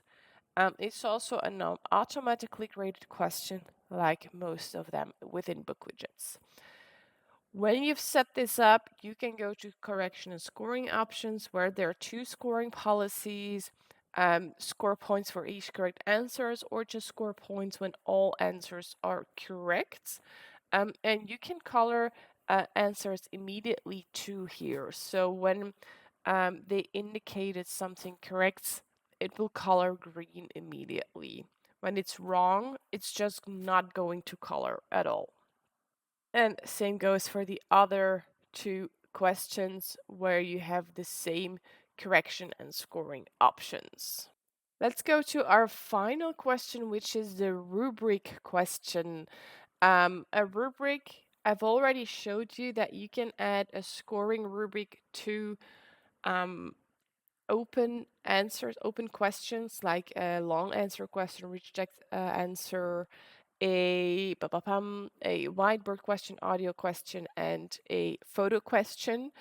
You can also just add a rubric to your entire assignment that your students can see. So the difference between the scoring rubrics is that the one is there for you as a teacher to base your scoring on. And this one is here also for the student to see what they're gonna be scored on. So like a transparency measure. But your students can also use the rubric themselves to scale themselves to see, did I do well, did I not do well, use it as self-evaluation or just to check whether they met all the requirements in their assignments. So let's go check the preview of this question. This is a rubric question where you just have a rubric and you have like the criteria and then all the grades that are filled out with text, so your students do understand in which position they are at this point. So this rubric is a little bit self-evaluation to let the teacher understand and know where they're at with their work. So for example, the learning target, they can indicate themselves, I need help, I'm stuck on one or more goals. I can correctly use up to 75% of the lesson vocabulary in my work and project, but still need to work on fully understanding. So they can just indicate it themselves. The teacher will get it afterwards in the BookWidgets reporting dashboard, and we'll see what the student indicated. There's obviously another way you can use it. It's just as a transparency measure where you add all the criteria of the assignment where students can scale or not. So you can also disable that they cannot scale themselves into the rubric, but it's just there for students to understand what they are graded on, evaluated on. And as a teacher, you will be able to really fill these out. These will be interactive for you in the reporting dashboard. And when choosing one of these fields, one of the like the criteria, you will automatically line up the grades that comes with it. So when you're picking these, a grade will form to that question, to the rubric question, or not. You can also choose that it's just a formative measure, as a rubric actually is. So the grades are really this, like the formative evaluation, the feedback they get when they can read what you indicated for each criteria. Okay, let's go check out how this is configured. Here it is. We're adding our question, and then we're adding our our criteria, and then the scales of how we can evaluate. So for these scales, you can add the score, which is below. If we're adding it here, it's gonna be for each and all of these, but you can also do it individually. So for example, for this one, I want to give 2 points, 1 and 0 and 3. So there's gonna be a little change for the grades in here. We're just clicking away or adding. By clicking this X, you can just make sure that you have 3 points to 3 grades in here, where we're gonna have 1, 2, 3 if you'd like. You can add emojis if you rather work with that. And obviously you have to fill out the criteria and you have to fill out the box. That is the rule of a rubric, where you really need to explain to your students, well, when you're in this field, this is what you can do already. And this is what you need to be able, this is what you can do already, and this is what you need to be able to do when moving up a scale and being better at something. So this is something to strive for. And then we have the checkbox allow self-evaluation or not. So this is the fact that students can scale themselves and also tick the boxes in the rubric. And then we have the correction and scoring options. Again, formative versus summative evaluation.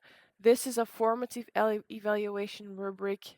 So the scoring here, the numbers that I've added don't really make any sense because I disabled that this question has grading and correction.